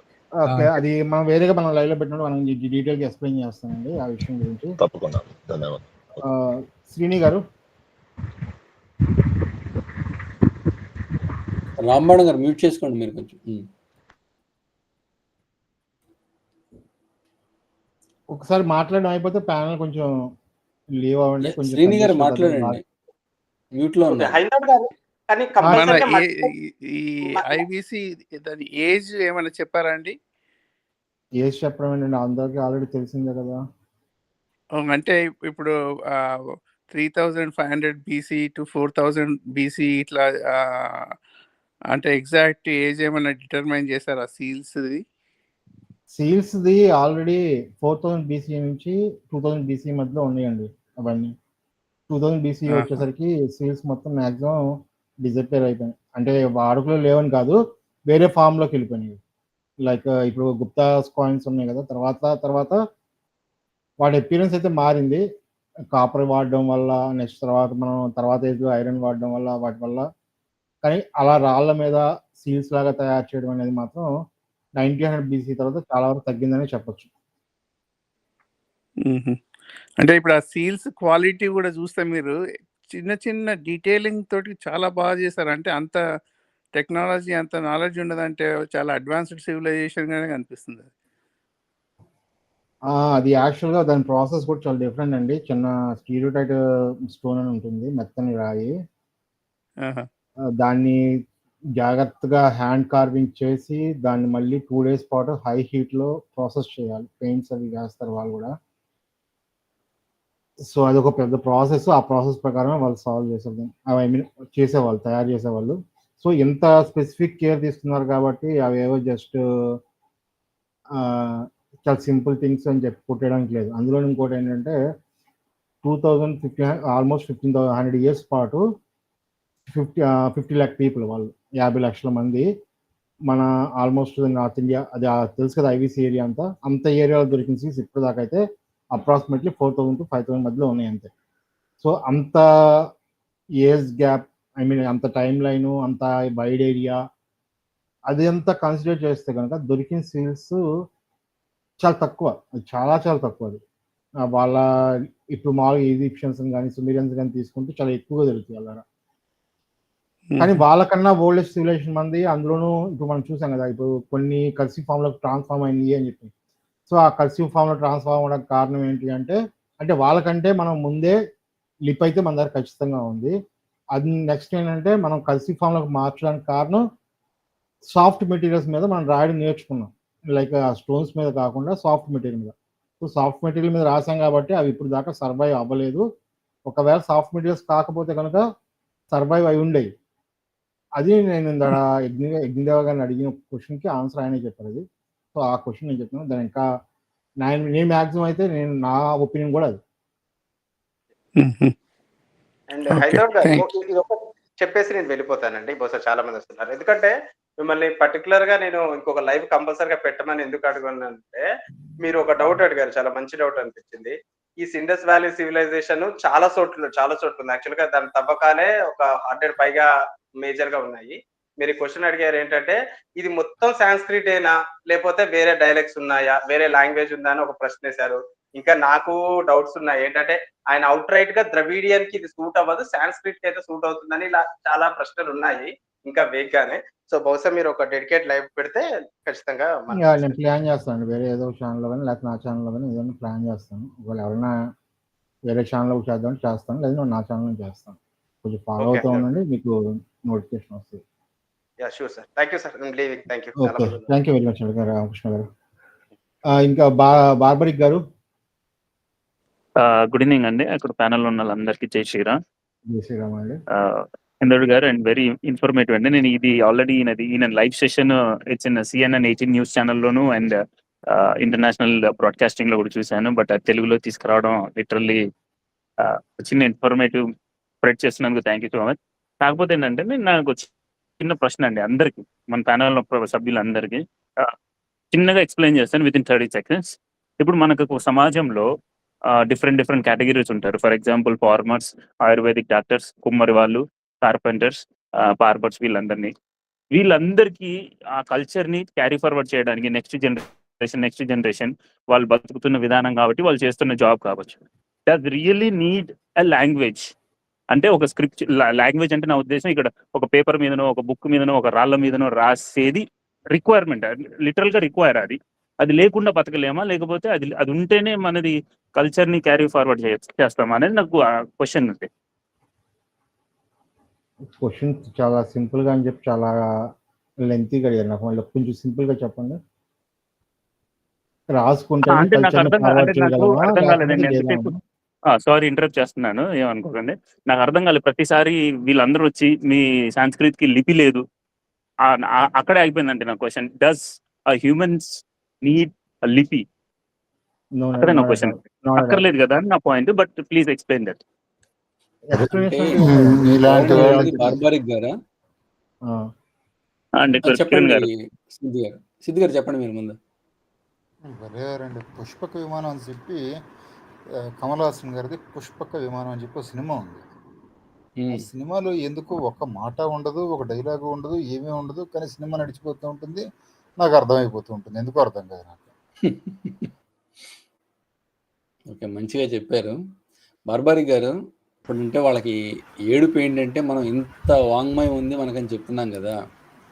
సో అది చెప్పినప్పుడు సరేరా బాబు, మీ అంటే ఇప్పుడున్న గ్రంథాలన్నీ సంస్కృతం అంటే దేవనాగరిలో కనిపిస్తుంది మనకి, ప్రింట్ చేసినవన్నీ మ్యాక్సిమం సోర్స్. సో మరి దేవనాగరి వచ్చింది ఇప్పుడే కదా, మరి అంతకుముందు ఎక్కడి నుంచి ఉందని చెప్పి ఒక లాజిక్ ప్రశ్న అడుగుతారు వాళ్ళు. మళ్ళీ వాళ్లే చూపిస్తారు 2వ శతాబ్దంలో బ్రాహ్మీలు రాశారని, అంతకుముందు ఇంకో దాంట్లో రాశారని. దాని అర్థం ఏంటి? ఎప్పుడు ఏ లిప్ ఉంటే అప్పుడు అలా రాసుకుంటున్నారు దాన్ని. అవును. మెయిన్ ఇంకొక విషయం ఏంటంటే మన రైటింగ్ మెటీరియల్ అంతా కూడా బయోడిగ్రేడబుల్ మెటీరియల్ మనకు తెలిసినంత వరకు. సో అది ఇన్ని వేల సంవత్సరాలు సర్వైవ్ అయ్యే ఛాన్స్ లేదు. సో మీరు ఊహించండి, ఫర్ ఎగ్జాంపుల్ మహాభారతం ఉంది, 1,00,000 శ్లోకాలు. ఒక కాపీ రాయడానికి ఎన్ని నెలలు పడుతుంది? ఫస్ట్ కాపీ వేదవ్యాసుడు గణేశుడితో రాయించారంటారు కదా, కొన్ని రోజుల పాటు రాసుంటారు దాన్ని మళ్ళీ కాపీలు చేయాలంటే ఇంక జీవితాంతం వాళ్ళు రాసుకుంటూ కూర్చుంటూ ఉండాలి వాళ్ళు. దానికన్నా వాళ్ళు తేలికైంది కనుక్కుంది ఏంటంటే వాళ్ళ శిష్యులకు నేర్పించటం ఓరల్గా. ఒక్కొక్క పురాణాన్ని ఒక్కొక్క శిష్యుడికి నేర్పించారు, అలా ఒక్కొక్క వేదాన్ని ఒక్కొక్క శిష్యుడికి నేర్పించారు. సో వాళ్ళకి అది ఈజీ అయిపోయింది. సో రాయాల్సిన పని లేదు. రాయాల్సిన పని ఎప్పుడు వచ్చిందంటే ఈ మనిషికి జ్ఞాపక శక్తి తగ్గిపోవడం ప్రారంభించిన తర్వాత రాయటం అవసరం పడింది. అలాగే రాసే మెటీరియల్స్ కూడా ఇంప్రూవ్ అయినాయి. సో అప్పుడు రాయటం ప్రారంభించారు. దాన్ని ఓరల్గా వచ్చిందని దాని మీద పెట్టారనమాట, పుస్తకంలో కానీ వేరే పత్రాల మీద కానీ. ఐ థింక్ ఈయన అడిగింది డిఫరెంట్ క్వశ్చన్ అనుకుంటా అండి. సివిలైజేషన్ సర్వైవ్ అవ్వాలంటే స్క్రిప్ట్ కావాలా అని చెప్పేసి అడిగారు ఎసెన్షియల్గా. అదే కదండి మీరు అడిగింది? ఎస్ కిరణ్ గారు అదే అండ్ కానీ కాపర్ కారణం గారు అదే ఇదండి. అండి, దాంతో ఎక్స్టెండెడ్ గా ఉందండి. కిరణ్ గారు చెప్పింది రిలేటెడ్ గా ఉంది. బట్ మెయిన్ ఫోకస్ అయితే అది కాదు కదా. ఫర్ అది సపోజ్ కాదు. అనుకుందామండి, లాంగ్వేజ్ అనుకుందాం, మనం స్క్రిప్ట్ దాకా కూడా లేదు, ఇంకా ఫండమెంటల్ గా వెళ్తే లాంగ్వేజ్ అనేది దేనికి కావాలి? కన్వేయింగ్ కి. లాంగ్వేజ్ అనేది ఓవరాల్ గా ఉండొచ్చు, సౌండ్ ఉండొచ్చు, సౌండ్లెస్ గా ఉండొచ్చు, కమ్యూనికేషన్ ఉంటుంది కదా, సైన్ లాంగ్వేజ్ అని చెప్పేసి ఇలా, రైట్? హ్యూమన్స్ యానిమల్స్ నుంచి వచ్చారనుకున్న వాళ్ళు కానీ వాళ్ళు గటరల్ సౌండ్స్ కానీ యానిమలిస్టిక్ సౌండ్స్ కానివ్వండి ఇలాంటివి చేసి చెప్పొచ్చు అనమాట, కన్వే చేయాలనుకునేది. బట్ ప్రాపర్ లాంగ్వేజ్ అనేది వచ్చిన తర్వాత మాటల్లో చెప్పవచ్చు. ఓకే, నేను మీతో మాట్లాడుతున్నాను, మీరు నాతో మాట్లాడుతున్నారు, మనం అందరితో మాట్లాడుతున్నాం ఇట్లా. బట్ మనిషి లేని చోట తను చెప్పాలనుకుంటున్న ఇన్ఫర్మేషన్ని ఎలా నిక్షిప్తం చేస్తాడు అనే క్వశ్చన్ వచ్చిందనుకోండి, అప్పుడు ఫర్ ఎగ్జాంపుల్ ఇప్పుడు మార్కెట్ ఉంది, ఇది మార్కెట్ ప్లేస్ అని చెప్పాలి. అక్కడ చెప్పడానికి ఒకడిని నియోగించవచ్చు మనం, మార్కెట్ ప్లేస్ అని చెప్పేసి. వాడు ఎప్పుడు అక్కడే ఉంటాడు, వచ్చిన వాళ్ళందరికీ ఇది రూల్స్ అని పద్దాకులు చెప్తూ ఉంటారు అనమాట ప్రతిసారి. ఓకే, అనౌన్సర్స్ కానీ ఇట్లా ఉంటారు కదా, మనకి ఊళ్ళో దండోరా వేస్తారు కదా అలా. సో ఈ జాబ్ని మీరు ఒకళ్ళకి డెలిగేట్ చేశారనుకోండి, నేను మీకు ఓవరాల్గా చెప్పింది మీరు ఇయర్స్ తోటి విని మీ మౌత్ తోటి రిపీట్ చేస్తారు, కన్వేయింగ్ అవుతుంది, కమ్యూనికేషన్ అవుతుంది, ట్రాన్స్ఫర్ ఆఫ్ ఇన్ఫర్మేషన్ జరుగుతుంది. బట్ అది తెలిసింది కదా, చాలా కంబర్సమ్ అన్నమాట. దాన్ని అధిగమించాలంటే మనిషి ప్రమేయం లేకుండా మీ ఇన్ఫర్మేషన్ అనేది మనిషి ప్రమేయం లేకుండా ఇంకో మనిషికి అర్థం అవ్వాలన్నమాట. సో మీరు ఒకటి డ్రాప్ చేసి వెళ్తారు, దాన్ని ఇంకొకటి పికప్ చేస్తాడు. హంటర్ గ్యాదర్స్ ఈ సిస్టమ్ ఉన్నప్పుడు అండి వాళ్ళు ల్యాండ్ మార్క్స్ వాడుకుంటారు, పలానా చోటని. ఎగ్జాంపుల్ ఇందాక హిందూ కుష్ మౌంటైన్స్ కానీ ఇవి ట్రావర్స్ చేయాలి కదా, అక్కడ చేసే వాళ్ళు ఎక్స్పర్ట్స్ కొంతమంది ఉంటారు. ఎట్లా వాళ్ళకి టెరైన్ తెలుసు, ఎలా తెలుసు అంటే వాళ్ళకి టెరైన్లో కొన్ని ల్యాండ్ మార్క్స్ ఉంటాయి అట్లా. సో ఇదేంటంటే ఒక సింబల్ అనమాట, వాళ్ళకి పలానా ల్యాండ్ మార్క్ చూస్తే దిస్ మీన్స్ దిస్ అని చెప్పేసి వాళ్ళకి ఒక అండర్స్టాండింగ్ ఉంటుంది. అది ఎక్స్టెండ్ చేయాలి. మీరు చెప్పే మాటలు, మీ ఐడియా ఏదైతే ఉందో దానికి ఎక్స్టెండ్ చేస్తే అప్పుడు అది మీకు సంబంధించిన సింబల్ అవుతుంది. ఇందాక నన్ను మార్కెట్ అంటే ఒకరిని పెట్టాలి మీరు పలానా అని చెప్పడానికి, దాని బదులు వాడు చెప్పేది మీరు రిప్రజెంట్ చేయగలిగారనుకోండి, మార్కెట్కి పలానా సింబల్ కానివ్వండి, లేకపోతే ఇట్లా ఎవిడెంట్ ఉంటుంది. మార్కెట్ అనేది మార్కెట్ దగ్గరకు వచ్చినాక ఎవరికన్నా కనిపించింది, కానీ మార్కెట్ దగ్గరికి వెళ్ళాలంటే ఇటు వెళ్ళాలని ఇంకెక్కడన్నా చూపించాలనుకోండి, అప్పుడు దాని రిలేటెడ్ అనమాట. మార్కెట్ని సింబలైజ్ చేసేది ఏదైతే ఉందో దాన్ని మనం ఇక్కడ నిక్షిప్తం చేస్తే చూసే వాళ్ళకి ఓకే ఇది ఇటువైపు చూపిస్తుంది అని చెప్పేసి అర్థం అవుతుంది. దానికి లిటరల్గా మనం స్క్రిప్ట్లో అంటే ఇప్పుడు ఉన్నట్టుగా లాంగ్వేజ్లో రాయాల్సిన అవసరం లేదు. మార్కెట్ MARKET అని చెప్పేసి ఏ సింబల్ అన్నా వాడచ్చు, గ్లిప్స్ అంటారు, లేకపోతే లోగోస్ అంటారు కదా, అది వాడచ్చు. సో ఇట్లా రకరకాలుగా స్క్రిప్ట్ కావాలంటే మీకు సివిలైజేషన్ ఎంతవరకు డెవలప్ అయింది అనే దాన్ని బట్టి, ఇంకా ఆ తర్వాత మనకి ఇంకా క్యాలిక్యులేషన్స్ కానివ్వండి, లేకపోతే డాక్యుమెంట్ దగ్గరికి వెళ్ళినా కానీ రిటర్న్ ప్రూఫ్ అడిగారు అనుకోండి, ఇలాంటిది వీటన్నిటికీ స్క్రిప్ట్ కావాల్సి ఉంటుంది.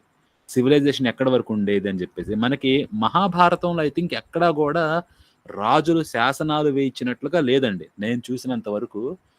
యుధిష్ఠిరుడు కానీ లేకపోతే ఎవరన్నా కూడా స్వయంవరాలు జరిగినవి, రాజులందరూ వచ్చారు, వాళ్ళకి సందేశాలను పంపించారు, రాయబారులను పంపించారు, ఇవన్నీ జరిగింది. కానీ ఏ రాజు కూడా పలానా విషయం, ఇంక్లూడింగ్ యుధిష్ఠిరుడు కూడా రేపు అంటే యుద్ధం అయిపోయిన తర్వాత ఆయన రాజు అయింది పాలించే కాలంలో కూడా పలానా రాజసూయ యాగం చేశారు, ఇలాంటివన్నీ ఉన్నాయి. కానీ శాసనాలు వేయించినట్లుగా భారతంలో ఎక్కడ మెన్షన్ చేయాలి. ఒకవేళ నేను ఇది కన్సిడర్ చేశాను, తర్వాత రాసి ఉంటే గనక ఒకవేళ భారతం వీళ్ళనేటట్లుగా ఏది మనోడనేటట్టు సిఎస్లో రాసినా కానీ, లేకపోతే ముందు 1500 ఆ టైంలో రాసినా కానీ, BC ఈ టైంలో ఎలా తీసుకున్నా కానీ అప్పటికి శాసనాలు అనేవి మనకి మెసోపోటేమియా ఈ ప్రాంతాల్లో దొరుకుతున్నాయి, మన ప్రాంతాల్లో కూడా మొదలు పెడతా ఉండుంటారు. ఓకే, అశోక దగ్గర నుంచి మొదలు పెట్టినా కానీ. సో ఆ తర్వాత రాసి ఉంటే వీళ్ళు ఆ కార్పస్లో ఏదైతే ఉందో ఆ లిటరేచర్, దాంట్లో శాసనం అనేది ఒక పాయింట్ అయి ఉంటుంది. ఎందుకంటే అప్పుడు సొసైటీలో ఉంది కాబట్టి రాసే వాళ్ళ మెథడ్లో కూడా శాసనాలు అనేది ఉంటుంది. బట్ నాకు ఇది మహాభారతంలో కంప్లీట్లీ ఆబ్సెంట్ అనిపించింది నేను చదివినంత వరకు. సో ఇది కూడా మనం కన్సిడర్ చేయాలి. అప్పట్లో బహుశా శాసనాలు ఇవనేవి అంత ఇంపార్టెన్స్ లేదేమో అనిపిస్తుంది. మీరు చదివారు కదా భారతం అంతా, శాసనం యొక్క అవసరము ఎక్కడన్నా అనిపించిందా? నాకైతే అనిపించలేదు. రాయబారం పంపినా ఏం చేసినా సరే మనిషిని పంపించి ఆ మనిషితోటే చెప్పించేవాళ్ళు. కాపర్ గారు మీరు చెప్పింది చాలా బాగుందండి. But let me add one more thing, please correct me if I'm wrong. కిందాక కిరణ్ గారు అన్నారు, కాపర్ గారు చెప్పింది మీరు సింబల్స్ కానీ లేకపోతే శాసనాలు కానీ వేస్తే యూ కెన్ కమ్యూనికేట్ అని. నా పాయింట్ అంటే కిరణ్ గారు చెప్పినట్టుగానే ఇప్పుడు సమాజంలో ఒక సొసైటీ డెవలప్ అవ్వాలన్నా, కల్చర్ రిచ్గా అవ్వాలన్నా, వీ డోంట్ నీడ్ ఒక స్క్రిప్ట్ ఉండాలి. అంటే ఇప్పుడు సపోజ్ ఫర్ ఎగ్జాంపుల్ సాంస్క్రిట్ లాగే మాట్లాడుతున్నాను, ఎందుకంటే I don't want take other example.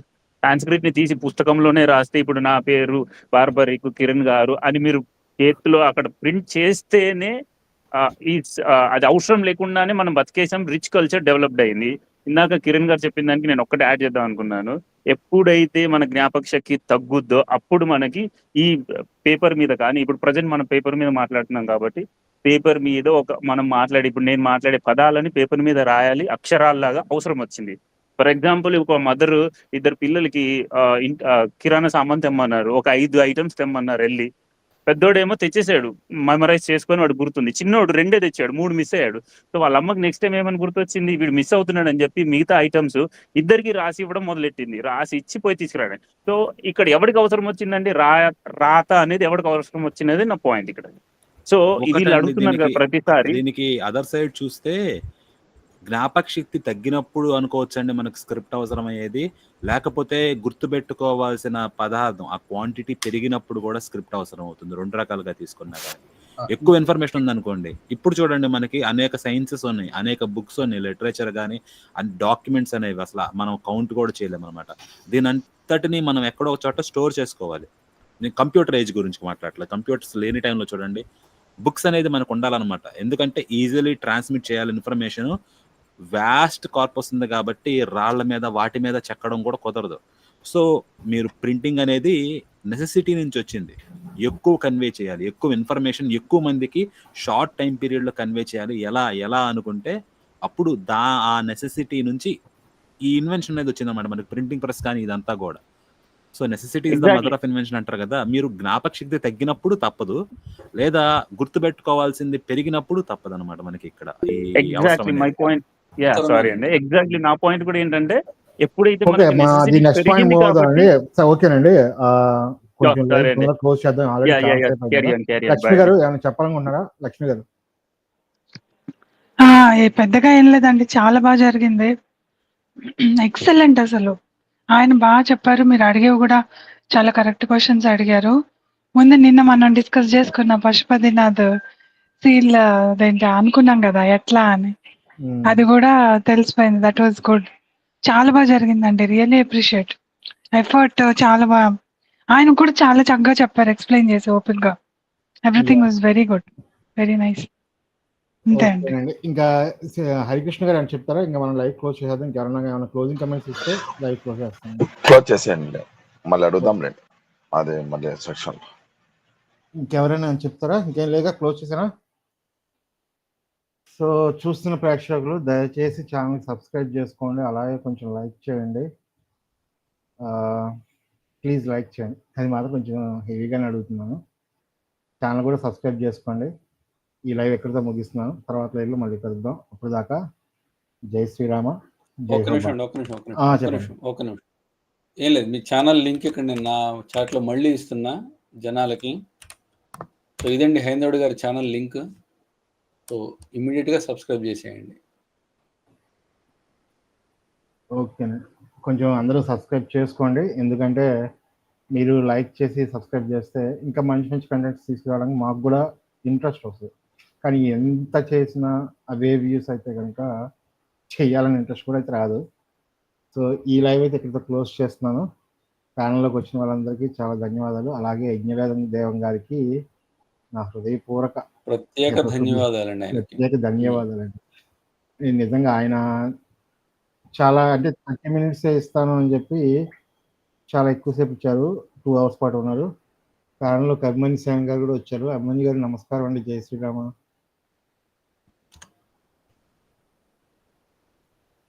Abhimanyu గారు అన్మ్యూట్ చేసుకోండి.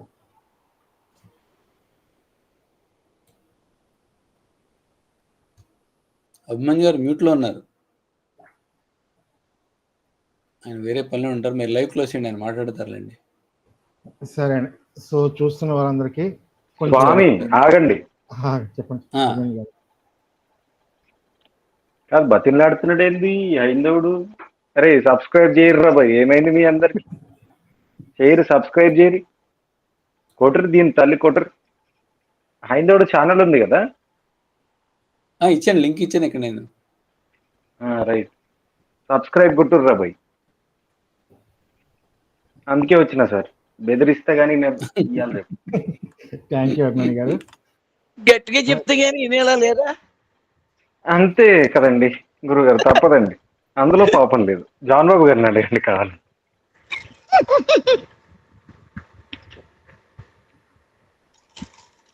Okay, thank you very much అండి. ఇక నేను లైవ్ క్లోజ్ చేస్తాను. ఈ లైవ్ ఎక్కడ సెలవు, మళ్ళీ తర్వాత ఇంకొక లైవ్లో కలుద్దాం. జై శ్రీ